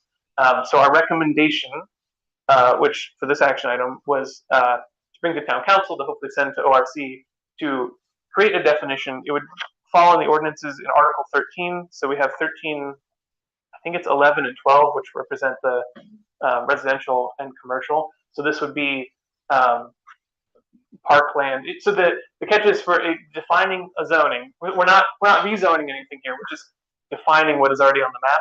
You can't define a zoning based on the owner. it has to be defined based on the land use. So the map saying National Park Service land is close, but we just have to have part of the ordinance that says parkland or public land, not for residential or commercial use. So that's Planning Commission's recommendation. And to clarify, that would be Part 13, not Article 13, right? Sure. Yeah. It would come after the two that are already defined. And I believe that we had, planning had thought that conservation land Yes. was a good third category. So I would like to make a motion that we recommend to ORC to draft the change for the green on the map, the creation of a third category in the written ordinances of conservation land. Your second on that motion. Second, Storm, discussion. I can also say planning did have a brief wording that I can send to ORC. It's suggestion that helps. But Oh, yeah. Yes, I please. love it. Other discussion. All those in favor of the motion? sorry. Hold your hands halfway up. Try to. How do you examine it all, neighborhood commercial zoning? So this is not, we weren't trying to rezone or shift anything. This is just to fill in sort of a gap in the ordinances to make sure a part of the comprehensive plan is a land use map, which then relates to the zoning map. So trying to make sure it's all good, and then we can get creative from there. Creating a definition for the third green category would also allow for things like town parks or the cemetery to have the zoning that applies to them that's not residential, because I think currently town parks and can't remember if the cemetery, it looks like it's yellow on there. So they're residential, which is partially true. Yeah. But if we wanted to, you could expand this park or conservation zoning to address those. Good idea. Good. All right, now continue the direction with your hand, whichever way. Opposed, none. Motion carries 7-0.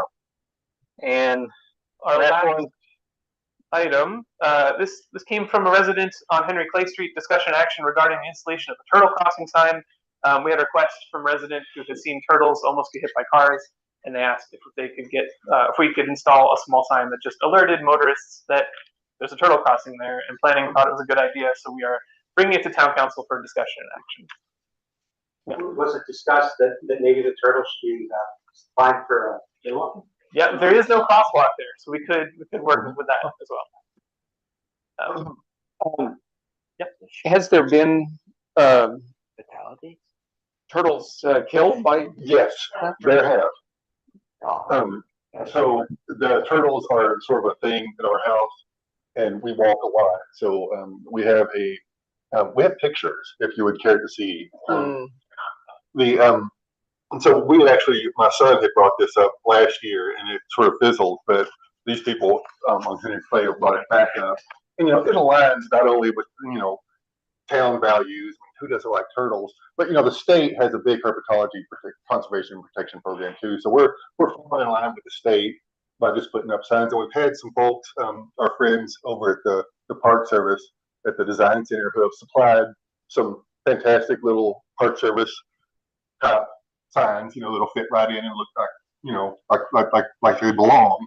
So I would like to make a motion that we allow for the installation of turtle crossing signs on Henry Clay Street, and with request, to entertain further requests for turtle crossing signs in the event of fatalities. Well, it sounds silly, but I think it's dramatic for a kid, No, second. we got a second from Storm. Now we're under discussion. Storm? No, just gonna ask. It's known, I assume, where generally they cross for in terms of signs. is this as large as like a stop sign? They're 6x6 or 8x8. 6x6.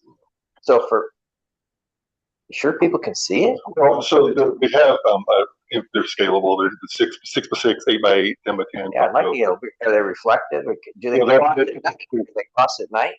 No, they're too tall.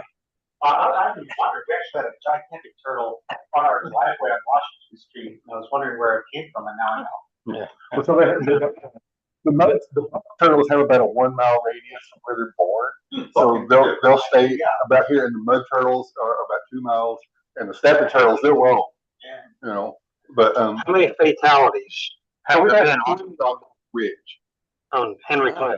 Henry Clay has been two. Well, I guess it is Henry Clay. It's down up where the where the parking lot is by the church. There at the where it meets the Appalachian Trail. I guess that's still Henry Clay there. There might be When you church. start going up the hill, you mean? Yeah. Yeah, I think that's Clay, and that turns in. I don't know what that hill is. Actually, that's a good question. And you know, more than zero. My only other comment is that obviously we have an issue with turtles, it seems to be, but I believe we have a bigger issue with deer. Yes. And if you don't think so, come down High Street any time of the day, and they will be either in front of my house eating hydrangeas or down to the vintage lady, looking in the window and see what's on sale. And we're not looking at 1 or 2 or 3 or 4 or 5 or 6. The latest count was 6 the other day. That's a lot of deer. We don't really need signs for deer. No, we don't. You know, they're conservatory. Stop and take this. In the new comprehensive plan, there is a whole section on wildlife reporting, so we can sort of begin to track these things and get a better handle on. You know, there might be too many deer. That's right. You know. Any other comments on the motion to approve? Storm. Yeah, the rest of my comments are jokes. Okay.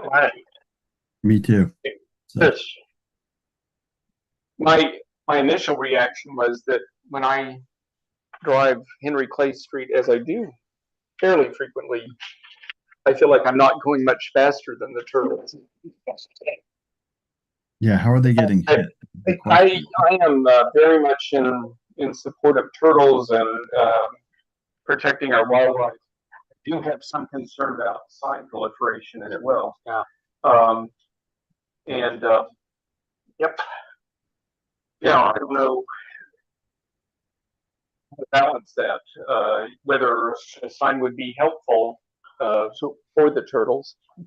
So there's visual messaging is a complicated topic, but one of the things that it's most important is educating younger generations.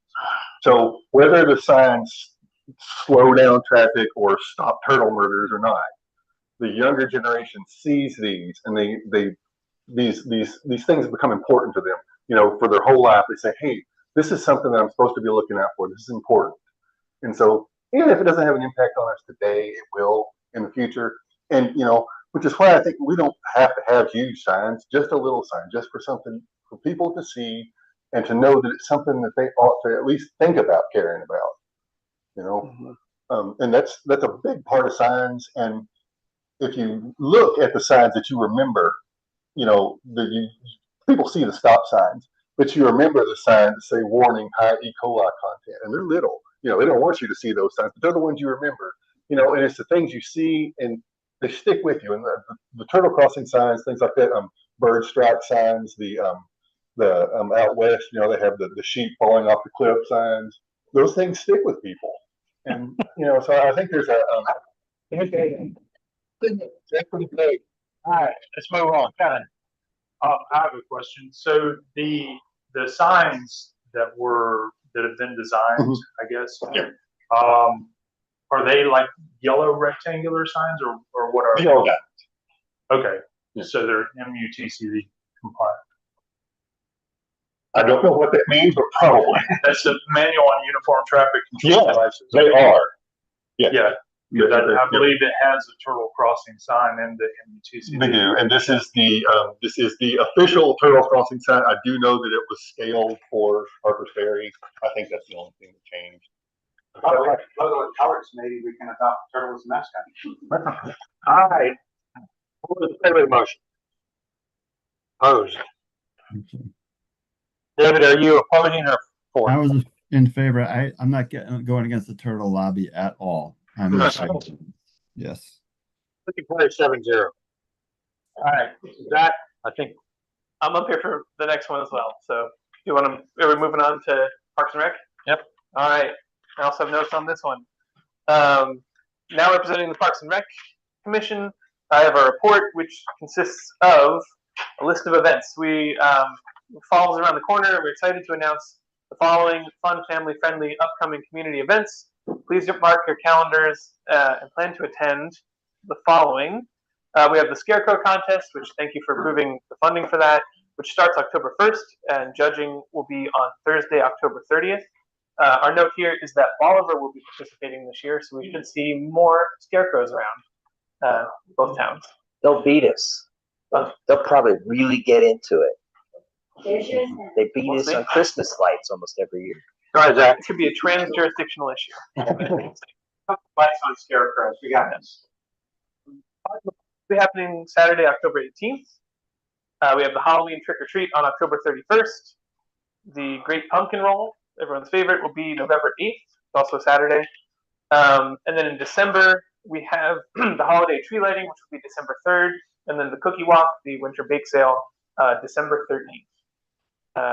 And that is the extent of my list. I will note that the Park Service is having a stargazing night on Friday, September 19th, I believe, which will be, there's a talk at the Mather Training Center, followed by stargazing at the Murphy Farm. So those are community events. I think Any questions for Zach? That's a very aggressive agenda, Zach, and thank you so much for you and the administrative officer for guiding us through some fun times in the next couple of months. So it was a good time. Go ahead, Chris. Zach, I wanted to just note to the public about the beautiful signs that Shenandoah Planning has donated for the Ridge Street connecting trail. Yep. And Trail in Town will be working to get those placed in the near future, but I wanted to thank Shenandoah Planning for their work and for Parks and Rec for, making those arrangements. Thank you. Kevin? I just wanted to say the upcoming events that you talked about are also on the Parks and Recreation page on the town website. There's a link for 2025 upcoming events. Thank you. Go ahead, Zach. Related discussion action regarding access to the town's social media site or social media for Parks and Rec. I think Holly Van Vliet sent an email regarding this, but just in summary, for a while now, Parks and Rec has been requesting or trying to get access to host some of these events, not just on the website, but on social media, because that's where we could draw a lot larger of an audience. Not for every event. Some of these are targeted for just local folks, but some of the bigger ones, like the Pumpkin Roll, we want to get the word out there. So I will let her email stand for the request, but that's the brief intro. Yeah. I passed that on, Zach, and I spoke with the administrative officer about that, and I think I passed it on to you, Kevin, and somebody else. Was it you, Storm? I think it was the two of you, yeah. So it's in action. Okay. Okay. Anything for Zach? Okay. Thanks, Zach. Thank you. IOC, David. I'm sorry? IOC? Yeah, nothing to report other than we had our meeting, in executive session last week. And nothing I can report publicly. We haven't met since that time. We're waiting to work with you, Mayor, on a second item, a personnel issue. Haven't received all of the information yet, and I've reached out to the party who's supposed to give it to us. Haven't received it yet. I will ask again. Thank you, David. Any questions for David? Okay, Water Commission.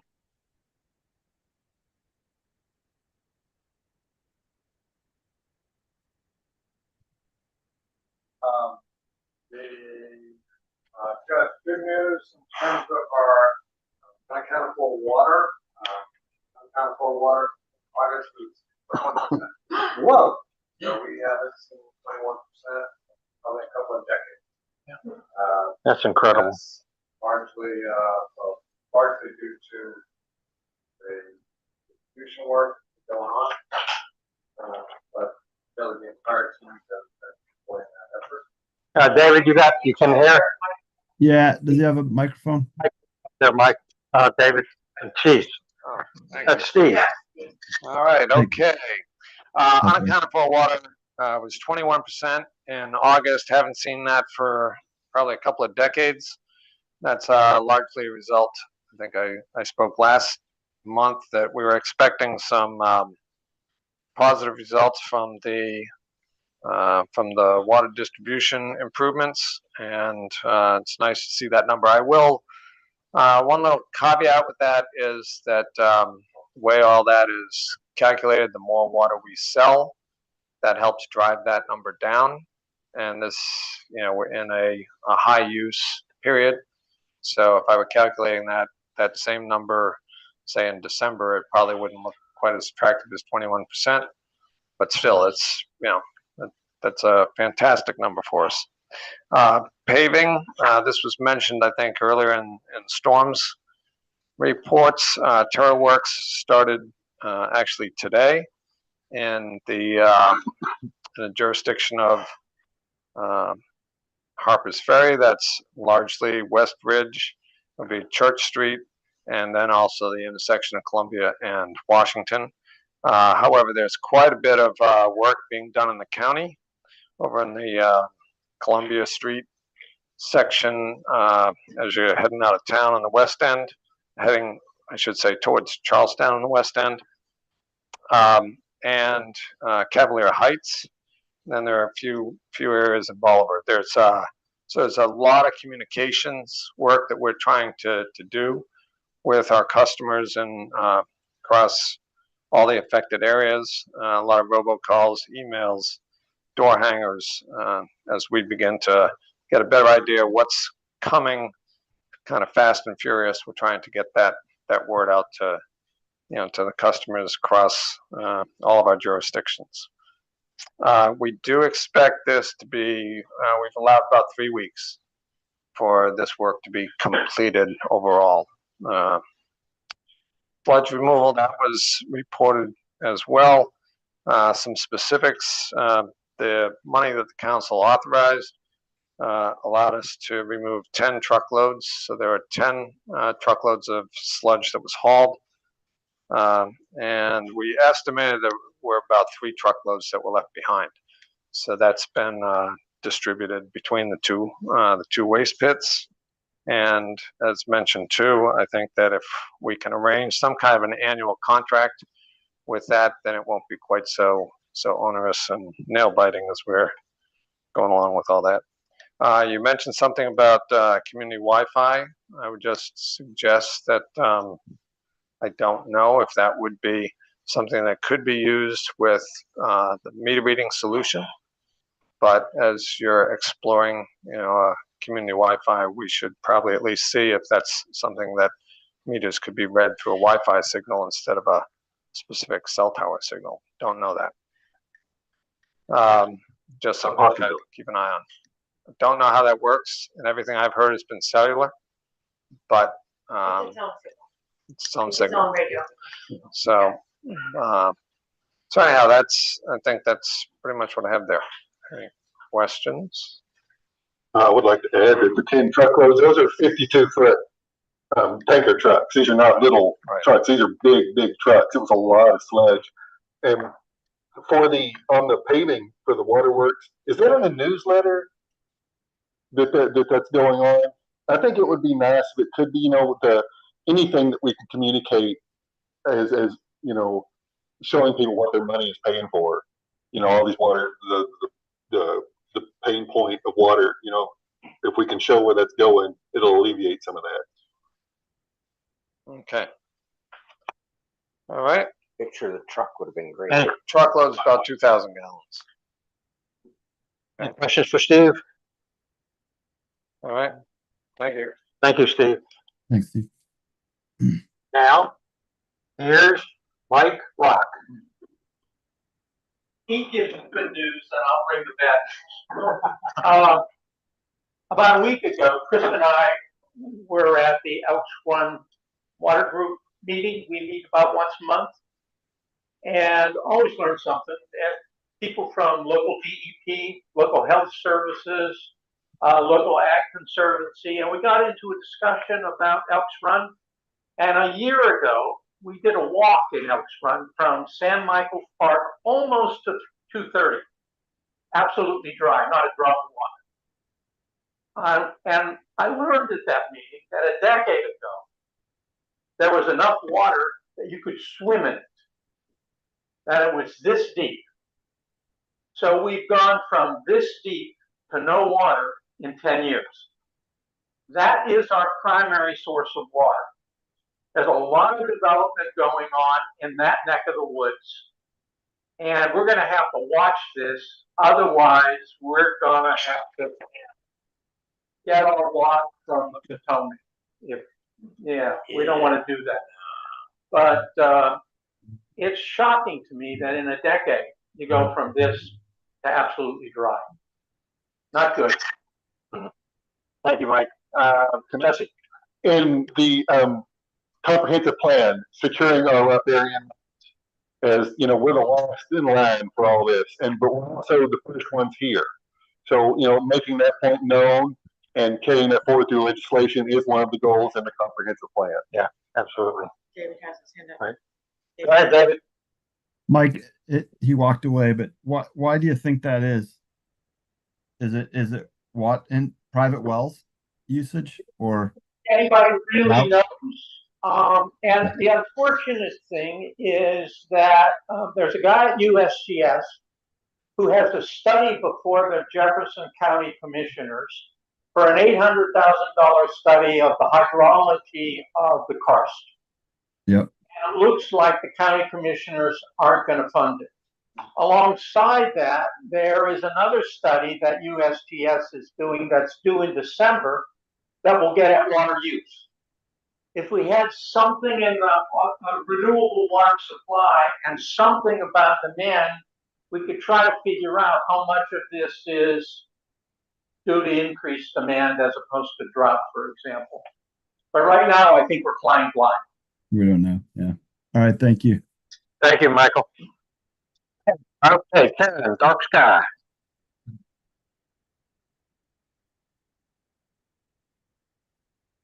Good evening. We're meeting monthly, but unfortunately we did not have a quorum last month.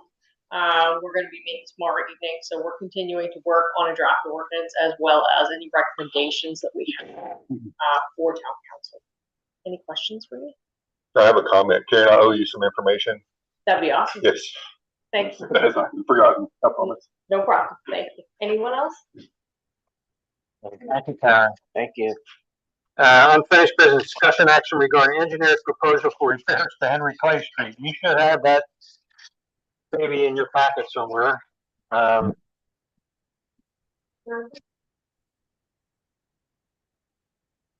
sent it out this morning sometime.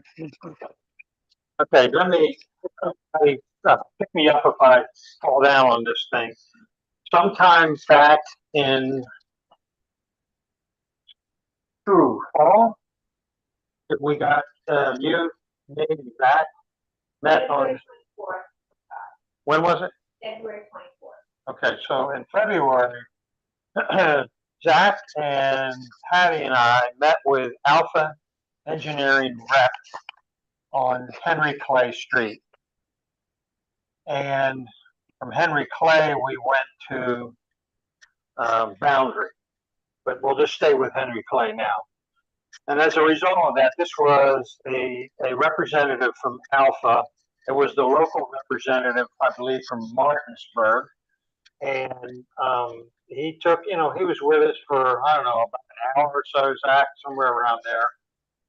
And took a lot of pictures and talked about a variety of issues on Henry Clay Street. And then he prefaced it by saying that really the experts are in Morgantown. And so then we went from there over to Boundary and similar things there.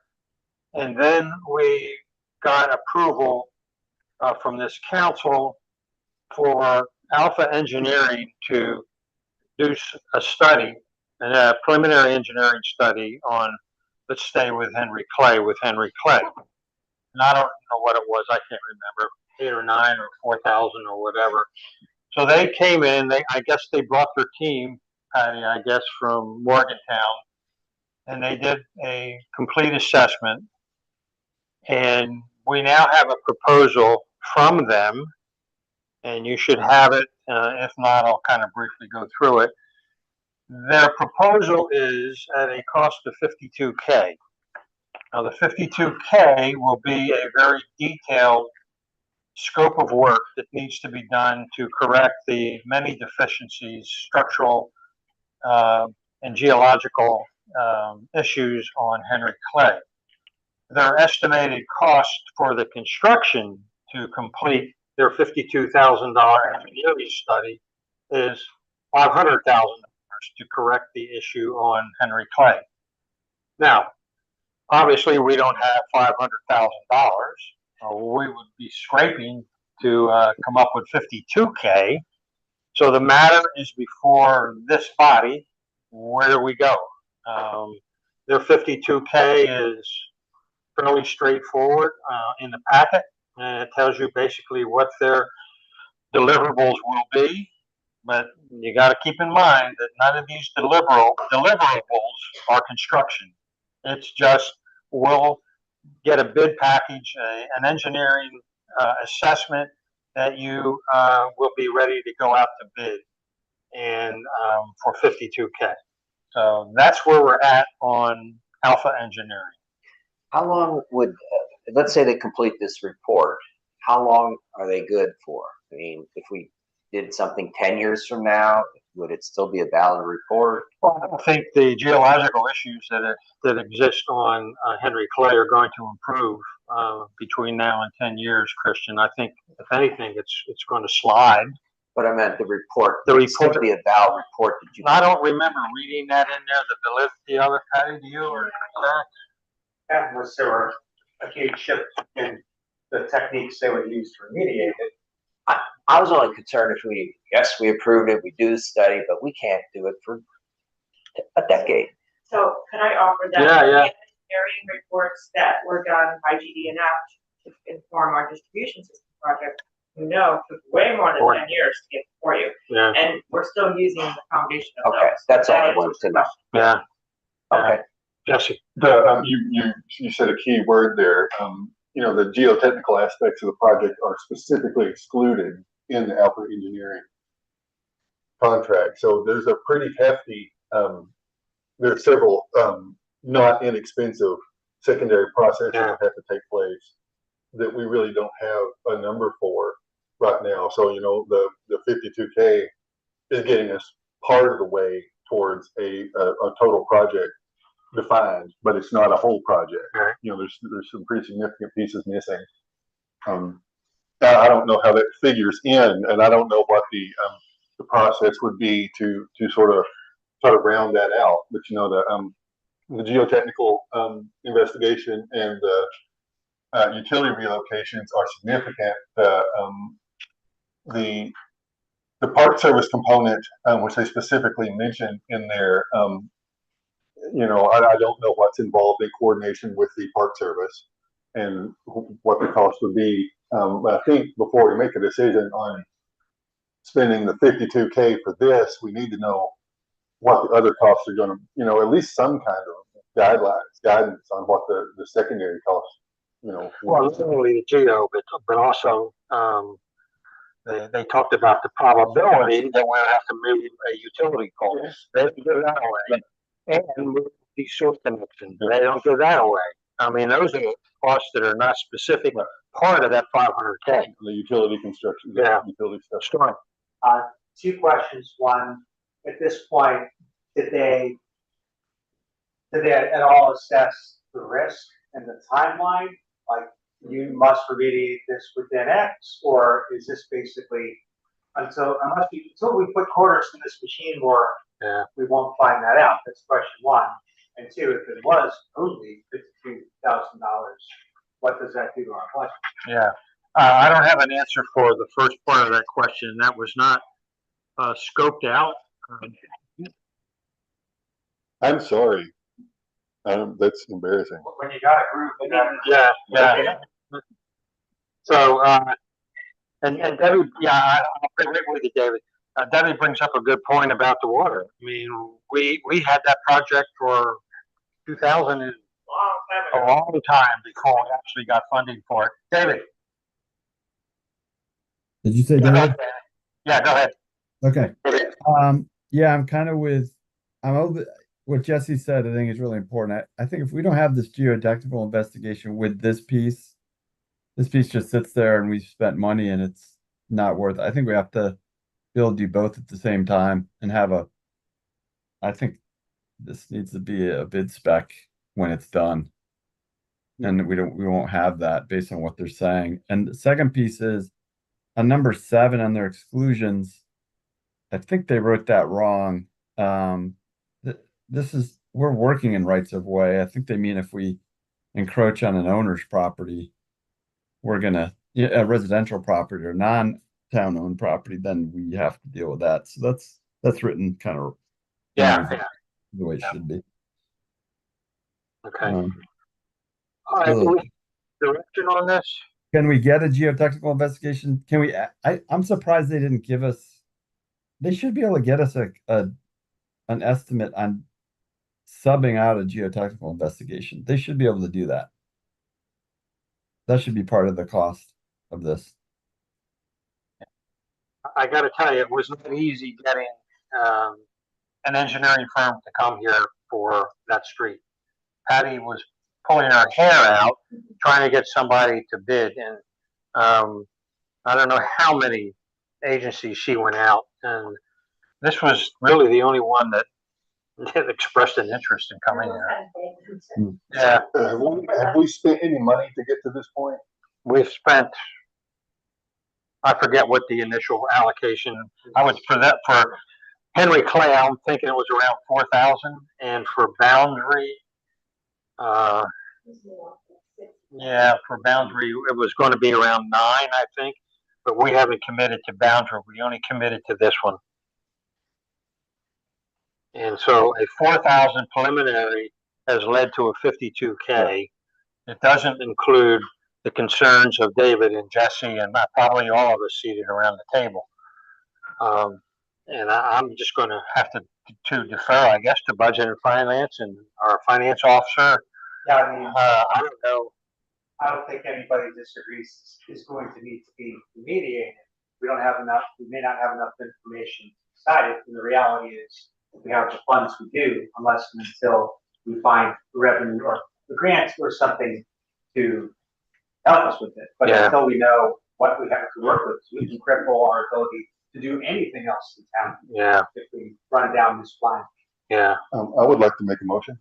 Well, I'll just hold off on it a minute, Jesse. I just had a great thought. What was it?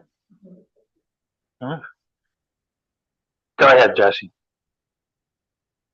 I'd like to make a motion to send the engineer's proposal to budget and finance for specific review and conversation about where to go with it, find a direction for what they've sent to us. Second. Second from Storm. Discussion. Yeah. It came back to me and I just left it again.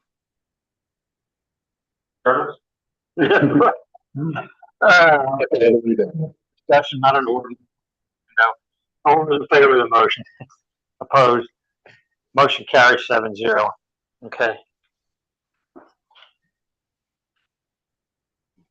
All right. New business discussion action regarding negotiations on the post office renewal. I'm going to defer to Patty on this one. So, Patty, if you could walk us through the rental agreement with the United States Postal Service and all the complexities involved. Well, the post office has a third party, has an agent working on their behalf, and he contacted me over a year ago, and I did take it to council. I wasn't in a hurry because the post office lease does not expire until August 31st, 2026. So the prior council had 2 volunteers that sat with me. We went through the current lease agreement, or the proposal, and made some very good constructive comments on it. Because it doesn't expire until 26, I kind of felt like we could shelve it until we had this council. What they have put in front of us is a 5-year renewal commencing September 1, 2026, with 2 renewals of 5-year terms each. However, some of the fine lines in here, the rental rate is extremely low. And I know government pays low, but this is extremely low. So I think we have some room to negotiate a rental increase and including rental increases during the renewal years. We also, they practically want every parking space out back. And we need to come up with a parking plan on how many we can designate for the post office and mark them, leaving enough parking for the town staff. They also, we want to look at the maintenance clauses because right now we're responsible for everything. And I think the post office could pick up a few items there. And then the biggest concern that I personally have is they want to have a 4% commission paid by the town to this real estate company for negotiating this lease. Can you say that again a little louder? Yeah, so they want a 4% of the aggregate of the lease commission paid to this real estate company for negotiating this lease. I've already batted with him on this one, and he's agreed that they could come down. So what I'm looking for tonight is to have one or two volunteers to sit down at our convenience to go over some of these points and prepare something to go back to this agent, because he handed me again, and I said, well, we have a meeting, I'll get back to you, mid-September. So I would feel comfortable if we had somebody, 2 volunteers to sit with me again, where we might then come back to the council and decide, what you want to propose. Just out of curiosity, when you say you battled with him, are you talking about the postal service representative or the real estate agent? The real estate agent. Okay, so they are, you have engaged with them. They're doing something. That's who our contact is. Okay, okay. And I did confirm with the post office that this is their procedure. Okay. That you can negotiate directly with the post office. Yeah. So, No. So you don't, Pat, in the past negotiations, were you part of that? Did they have this real estate agent? I do not believe we paid a commission before on a post office renewal. I always asked, was it with an agent previously? I'd have to go back to the file. I think it was a post office rep. Yeah, I think it was too, and it's been many years. Yeah, Christian. I was involved in it years ago when the lease was ending, and then they had that automatic approval, and it was almost the same dollar amount. I mean, they have gotten it cheap, real cheap, and we got to get them this time. We have to make a and when we did go down and I asked Wendy downstairs, I said, before we negotiate this, is there any improvements or movement that we can make downstairs to give you more space? And we can negotiate that as part of the deal. Because I don't know if they need all those boxes in the back. If they could move that wall, they could have more space in the back. It is a nightmare back there. I spoke to them years ago about their boxes. They can't consolidate them easily because people have boxes they've had for decades and decades, and they can't move. I'm one of them. Yeah, you're one of them. Okay.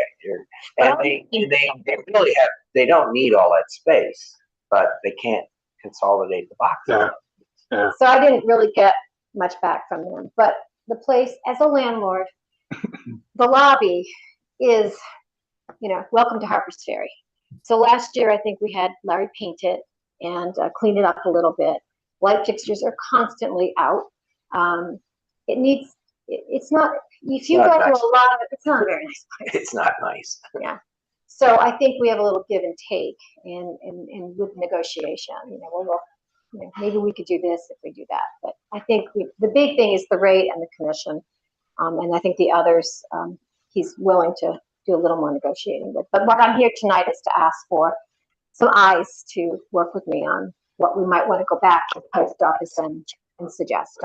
Well, let me jump in here and jump back to one of David's initial recommendations earlier in this meeting, where he proposed that maybe we ought to consider, going outside the governing body for people to volunteer to look at some things. And I, from my perspective, I think this is a golden opportunity. I mean, I don't think any of us seated at this table have any more days in negotiating a post office agreement than one of our residents that live here who may have a law background or a business background. I mean, it's just, Well, don't forget, I mean, this money is town money, so it's, that's what I'm trying to get more. we can throw it to budget and finance. I think that's a good idea. I think a realtor is probably the most appropriate person. Well, I have to, true, but you're gonna want a commercial, not residential. And I have experience in commercial real estate decades ago, and that's why I'm pushing on this guy. Go ahead, Jesse. Is there any chance of us losing this? No, No, they have no other they place. have nowhere to go. They've They- closed. That's all I was asking. And we got into a plumbing, you know, we got Hawkdale Beach. Yeah. I don't know. I do remember during COVID, especially like in 19 and 20, when everything was coming to the post office and the boxes, they couldn't even get the boxes out. Now, since then, you've got Amazon, you've got other carriers that have trucks, so that's not an issue. I wish we could have a locker out there somewhere like you see at some of the grocery stores. And if you got a Prime package, you just go there instead of downstairs. But that, and for 2 years at Christmas time, they rented the vacant space for 2 or 3 months for their overflow boxes. They didn't really use it, but. That's you can't go too far down to discuss negotiating strategy, but you think you're taking a hard line. Mm-hmm. Absolutely. So, since this is a fixed income source for the town, I mean, I think it's a budget finance issue. It's at least where it should start. Otherwise, the timetable on getting that to them. Well, 26. It doesn't expire until 26. But again, he's been working with me for 2 years now. All right, let's throw it to me now. Yeah. Make an emotion on. Make a motion to send negotiations of the post office lease renewal to budget and finance for assessment and direction. Second from Chris, discussion. All those in favor of the motion? Opposed, 0. Motion carries 7-0. Discussion and action regarding seat expiration dates for commissions. You might as well stay up there. Okay. All right. So did a little study because we recently filled the tree commission, who had just only 2 members for the longest time, and then a 3rd member, and we filled the 2 other seats. And in looking at what was on the website and going back through the different org charts that I try to keep, the tree commission, we need to, I would suggest resetting the seat expiration dates, because currently you have 3 people with a seat expiration date of December 31 of 2025. That should have never happened. When Christy was renewed, they gave her a 3-year term, and the ordinance is they're only a 2-year term. So we kind of messed that one up a little bit. So, and then as we have done with other commissions and committees, we're actually making seat numbers. So you have a seat number, a name, and an expiration date of the seat, not the person. Yeah. So the 5th seat will be held by a planning commission member. So therefore, that term would expire whenever that planning commission member's term expires in planning commission. Now, if they renew, then you can change this. If they don't renew and you get somebody else, well, then that's, another story. So my recommendation for the tree commission only would be to reset the terms. And I don't know if you would reset Christie's term instead of making it a 3-year term, which would expire in 27. The reason why I'm suggesting we modify her back to a 2-year term, because if we modify the others, we're going to have a similar problem going forward. So if this makes sense, take a look at that. I have copies if anybody wants a copy of this. I would suggest that seat 1 is currently Christy Huddle, that we change her expiration date her seat expiration date to December 31 of 2026. That would be, currently she is now until 27. That was an error, should have been 2 years. So if we keep seat 1 expiring in December of 26, 2 years, it would be 28. Seat 2, I would change that. It's currently December 31 of 25. I would keep that one because that would, you can hand these out so you can look at that. Because then in the renewal, then it would expire in 27. Who is that? Seat 2 would be Robert Nelson.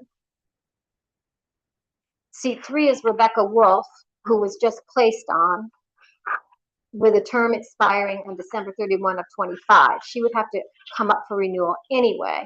So I would leave that seat and keep her at 25, and then in 2 years it would be 27. You can follow my bouncing ball there. Seat 4 is Christian. I would change that one. It currently expires December 31 of 25. Change that one to expire on 26. Then your next term is 28.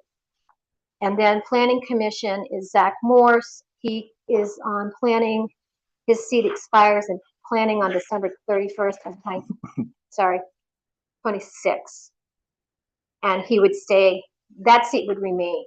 I wouldn't change that one because of it being a PC member. So that one will be tied to the term on PC. Correct. Yes. Now, PC is a 3-year term.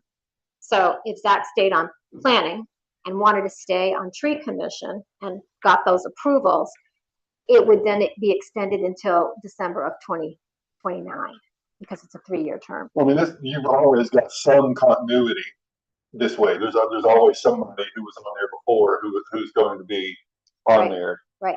You know, unless it's you. And then you don't have 3 people seats expiring on same year. So this agenda item is just for the tree commission, or? Well, it is, and what I've done, Kevin, on the other side is I've made some changes for the website. So yeah, the ones on the other side are just updates for Kevin for the website.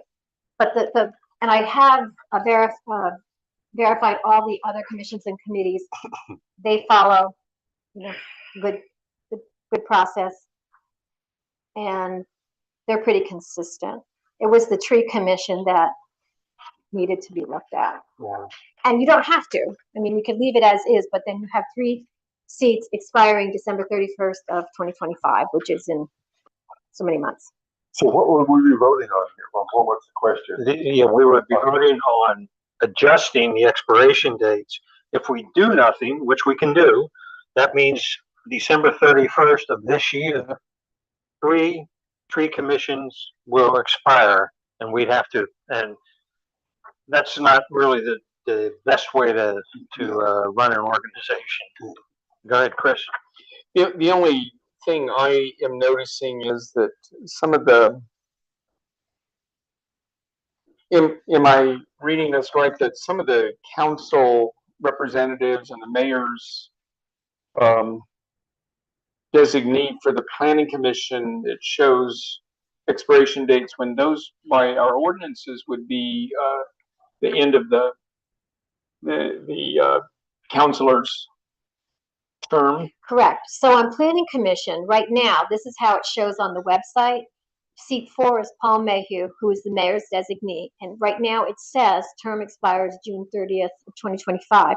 However, since then there was a motion, I think last month, where you re-upped Paul. So in red, the changes in red are needed for the website. So he's extended to June 30th of 27. And then Jesse's seat expired December 31st of 24, and he was voted by council to extend his seat. So he is good till 27. So you have adjusted those dates to match the Correct. terms. Okay. Thank you. Same thing with landmarks. Caitlin had expired January 26. 26. Uh-oh, that might be a typo because we're only in 2025, right? She was extended to January of 28. And again, most of these are 3-year terms. However, tree commission's only 2-year terms. Historic landmarks, it's been 5-year terms. At least I served 5. Well, you could have been renewed. I didn't renew. Did you start with an unexpired seat? No. Took No? a full, I thought I took a full 5-year. I can go back because I have. I'm curious, Kevin, why would the tree commission formally commit 2-year terms when others are 3? Because the model ordinance that I used back in 2008 had 2-year terms. It came, I think that was from Charlestown. I think Charlestown had 2-year terms, and that's where that ordinance came from primarily. And that is probably one of the things that ORC will be looking at for terms and appointments. And, No, it's really, is if we vote on this today, will that change anything that ORC is going to be looking at in the near term? Yeah, so where my mind is this one of the things that ORC should be considering along with the other changes? That would actually fall outside of the ORC scope. So you could make these changes, but then if you make a change in the ordinance, then you have to adjust again. And This is an adjustment. And the same with a town council representative. You don't have a town council representative on all commissions and committees, and you don't have a planning commission rep on all. They're just. I suggest that we focus on the tree commission tonight and make a decision whether we want to leave it as is with 3 people leaving December 31, or adopt a recommendation that Patty has put together for us. I make a motion that we adjust the seat expiration dates for the tree commission per Patty Morse's suggestion. Is there a second on that motion? Second, Chris. Is there discussion? Storm. Yeah, can we do this? Like if someone has been appointed, and I don't know what law is on it. If someone has been appointed to a term of a certain amount, can you cut the amount short? Well, the only one that you were really cutting short would be seat 1, and that was adjusting it from a 3-year renewal to a 2. Right, like I would want to amend to say, clear it with the town attorney that is something you can do. Or you can leave it and just adjust the others. You've got 3 coming up anyway. So, and actually 2 of the 3 remain. Because I was trying to get you to have a. Surely procedural orders we can't come down to that, can we? So, okay. But it's just a matter of asking. Yeah, let's see if David has a solution. That's wow, a lot of pressure. Okay, I think I do though. Seat 1 was erroneously made a 3-year term, correct? Correct. So why can't you just correct seat 1? Because then you still have 3 seats expiring December 31, 25, and then you would have 2 seats expiring December 31 of 26. Okay. The PC seat will expire at that So time. it's a good opportunity to fix the whole machine. Yeah. Now, if you wanted, well, and that's the only reason why seat 1, I reduced it by 1 year, instead of, bouncing. Well, I think that answers it. If by our ordinance it's a 2-year term, then. So, all right, any other discussion on this? Kevin? So back in 2008, when we appointed members to the planning commission, I'm pretty sure at that time of the 4 members who were not planning commission representatives on the tree commission, we had set for 2 of them to expire 1 year and 2 of them to expire the next year. Did you go back and look at the terms and see where that got messed up? Was it possibly because I have a hunch that it was probably a planning commission member who their term expired, but they were continued on the tree commission, and then they kind of got out of whack. Paul Thomas was the, he was the rep. Yeah, and then he left due to illness and the seat was vacant. So the seat was vacant for quite some time. And I know it has been brought up at planning several times to try to get someone to volunteer. And it never came to fruition. So that's stepped up this time. All right, Kristen, you had your hand up. Did, one other committee's missing, the parking committee. Well, that's, I know. What I did is I went out on the website and I clicked on all the tabs and I went in parking it. I don't know if there was. We're underneath. Way down below. Under safety and police. And I know we were looking at that. You were trying to figure that out as well. All right, any other discussion? No. We have a motion on the floor. We have a second. All in favor of the motion, raise your hand. Opposed, 0. Motion carries 7-0. So can I ask a question? So you are approving that we change these seat assignments? Commission was Tree commission. As presented, right? And would you like the mayor or me to write to everybody and say that these have been reset, this is what it is? What was the question, Patty? Who would like to notify the tree commission that these were reset? Okay. The mayor? It doesn't go to the oldest person in this room. Well, Well, we have a meeting this week. We have a meeting on Thursday. but it's not on your agenda. Yeah, I posted the agenda today. Yes, all right, thank, yes. Well, Kristen can bring this up at the tree commission meeting. Well, I think we should really officially, we'll talk about it tomorrow, but I think we should officially notify the members. And then if they don't agree, we can go pick the next step. Who made the second Right. on that motion? I did, Chris did. Okay, the next two items, real quickly, are my agenda items. So, first of all, discussion action regarding development plan to have all town-owned streets surveyed. I put this on here because I think we have a need. Yeah. And I don't know, most jurisdictions, I was at a mayor's meeting 3, 4, 5 weeks ago, and I was shocked at the other 4 mayors. All of their streets are surveyed, platted, and it's a good thing I didn't have to raise my hand and give the status in Harper's Ferry. So I throw this out. We have a need. I don't know how to, I mean, I gotta tell you, we did a survey on Lancaster paper, and I forget what it cost us, Patty. Was it a couple grand? Mm-hmm. Yeah, You're not gonna- just an easy one. That was a straight shot, and it was a paper street. I mean, we need our streets surveyed, and I just think it's something that we need to take a look at. Yeah, so, were you talking? Go ahead. I had that. So in, planning commission again, in the comprehensive plan, there's a whole big section on, mapping and geospatial data, which includes surveys. And Mr. Paraday had mentioned, something about it the other day as well. And I think you started the email about that. And there is a need, and it is recognized by the planning commission. And I'd be happy to fill anybody in on what the planning commission sees, but it is a process, and it's not something we can solve in a big group. It needs its own focused. No, I agree. That's why I wanted to bring this up, because Patty and I continue to run into issues regarding rights of way. All right, we can't go by that document that we have here. We can't go by the court records because that's probably all federal feet and maps. We can't go by the house. We need official surveys.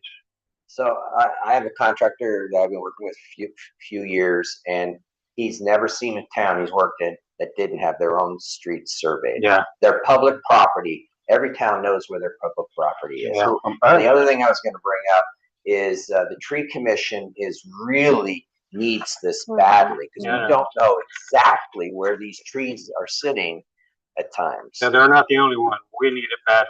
Storm. Yeah, I think we really need it. I also think we need to be prepared for the worms that are come out of this Yes. as a result of it. So I was responsible for digitizing the entire Appalachian Trail boundary survey and moving that to the National Park Service, lands office. And I also worked for ESRI for, the GIS company. And, we worked with land trusts, and the whole, it was a contract with the IRS to deal with the, integration of, land trust deals, like farms and trust perpetuity and things like that. And it is a very complex process, and it's really expensive. However, there are grants and there are funding available for it, but we've got to, it will be a full-blown administrative task for the town. It's not something, This will take years. it's a very large project. So, Right, Sean. Yeah, I would move for planning commission to take this up to check it out. Yeah. Yes. Okay. And just give us some advice on this. I wanted to put it on here to draw our attention to this one. So I'm not sure if we need a motion on that. Just take it to planning. And I want to draw our attention also to D, discussion action regarding establishing a plan to repurpose and fund modifications to the first floor vacant space at Town Hall. In other words, AKA the liquor store. Yeah. Okay, we had Suite 101. yeah, we had a plan that was submitted for converting that into offices, and it was, just a real rough estimate. And I just think that we need to do something. We have an asset there that is sitting fallow to pay for how long? At least 6, 7 years, right? Where we had how long? I would say 4. Okay. It was during the pandemic. Yeah. 4. Can we put a liquor store in there? Seriously, can we have Now, We get it. you have liquor licenses, you have to bid on them from the state. The Okay. state only allows so many, and you can only be so close to another one. So when this one went out, 7-Eleven got the license, we would not get one. Are there slot machines in there? I mean, I'm just thinking, can we turn it into a money generator, We, revenue generator? Or we did that, or we put it out to do it, and then we decided, the council at the time when I was on it, decided we need the space. Yeah. So my next question, that was my next Town question, needs is the space. value of the space for the town administrator, is that worth more than revenue from a renter from a town? That was the last conclusion. It Okay. was going to be split between the police department and Water It was was also going to be a first floor. Yeah. So you said there is a plan, or there needs to be a better plan? There's some drawings that was done by a architect / builder with an estimated price. But my point is that this is sort of like the one from Alpha Engineering. We have a need, but Yeah. So, Well, let me, as the mayor, what would you like? I mean, because you got a bigger, the top level office space, all right? Yeah. So I make a motion that we explore a way to turn this into an office space. Let's make a plan. I think we need to expand this a little bit. I was involved in this project last time I was on the council. And first of all, these columns here that are in here, these are not supported underneath. We had a structural engineer look at this building. they're supported right now by Verlissa.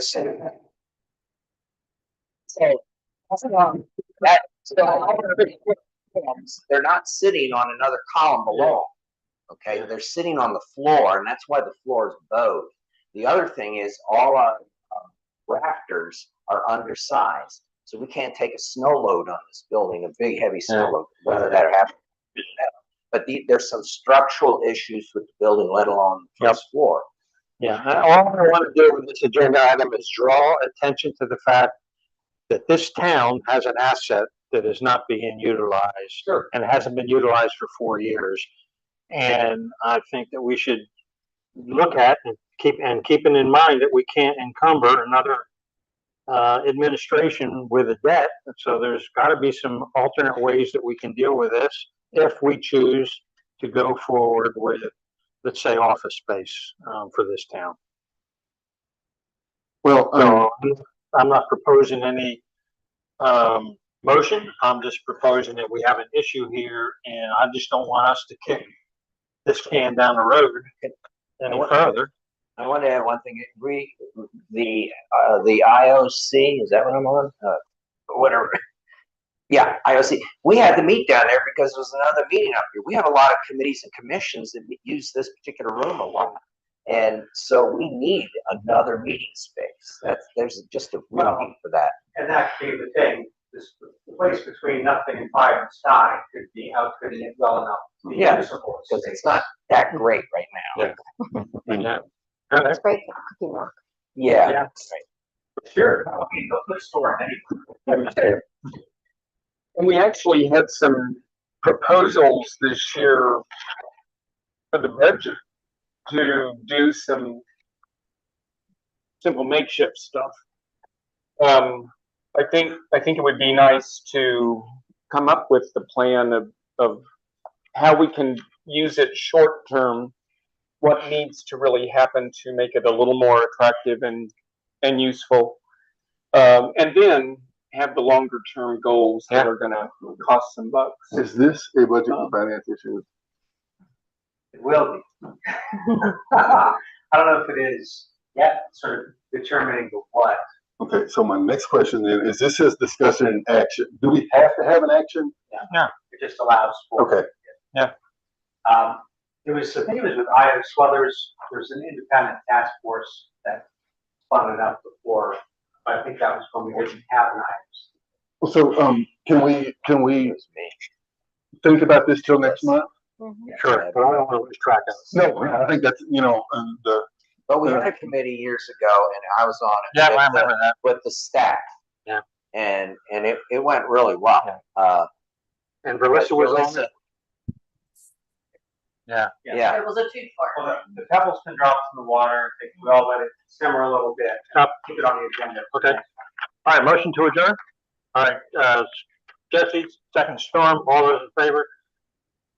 Motion carries 7-0. We are adjourned, Kevin, at 9:45 PM. Hey, David, are you gonna be in town Thursday? Are you available? Sorry, who's talking? I can't hear you. Thursday, 5:30. Are you gonna be back and do you want to make the meeting or will you Zoom? I'm not here Thursday. I'm out in California right now. Okay, so we will for you to Zoom either. Is that what you're saying? Deb, you're cutting out. I don't know what's going on. Say that again. Thursday, we want to Zoom. We want to Zoom into the meeting. I didn't know. I'm getting every third word. Sorry. Is your microphone? Thursday, we want to join the meeting Zoom. I'm hearing there's a Thursday 5:30 meeting. I don't know if I don't have access to my emails. I can have Heidi forward them to me. Is there one that went out today?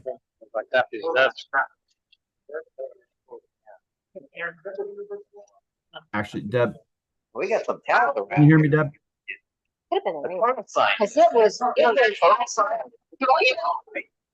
bad, and then Yeah. down around. Oh, I think they came through. And he has the terminal signs up there. How you Yeah, I know. Yeah. Okay.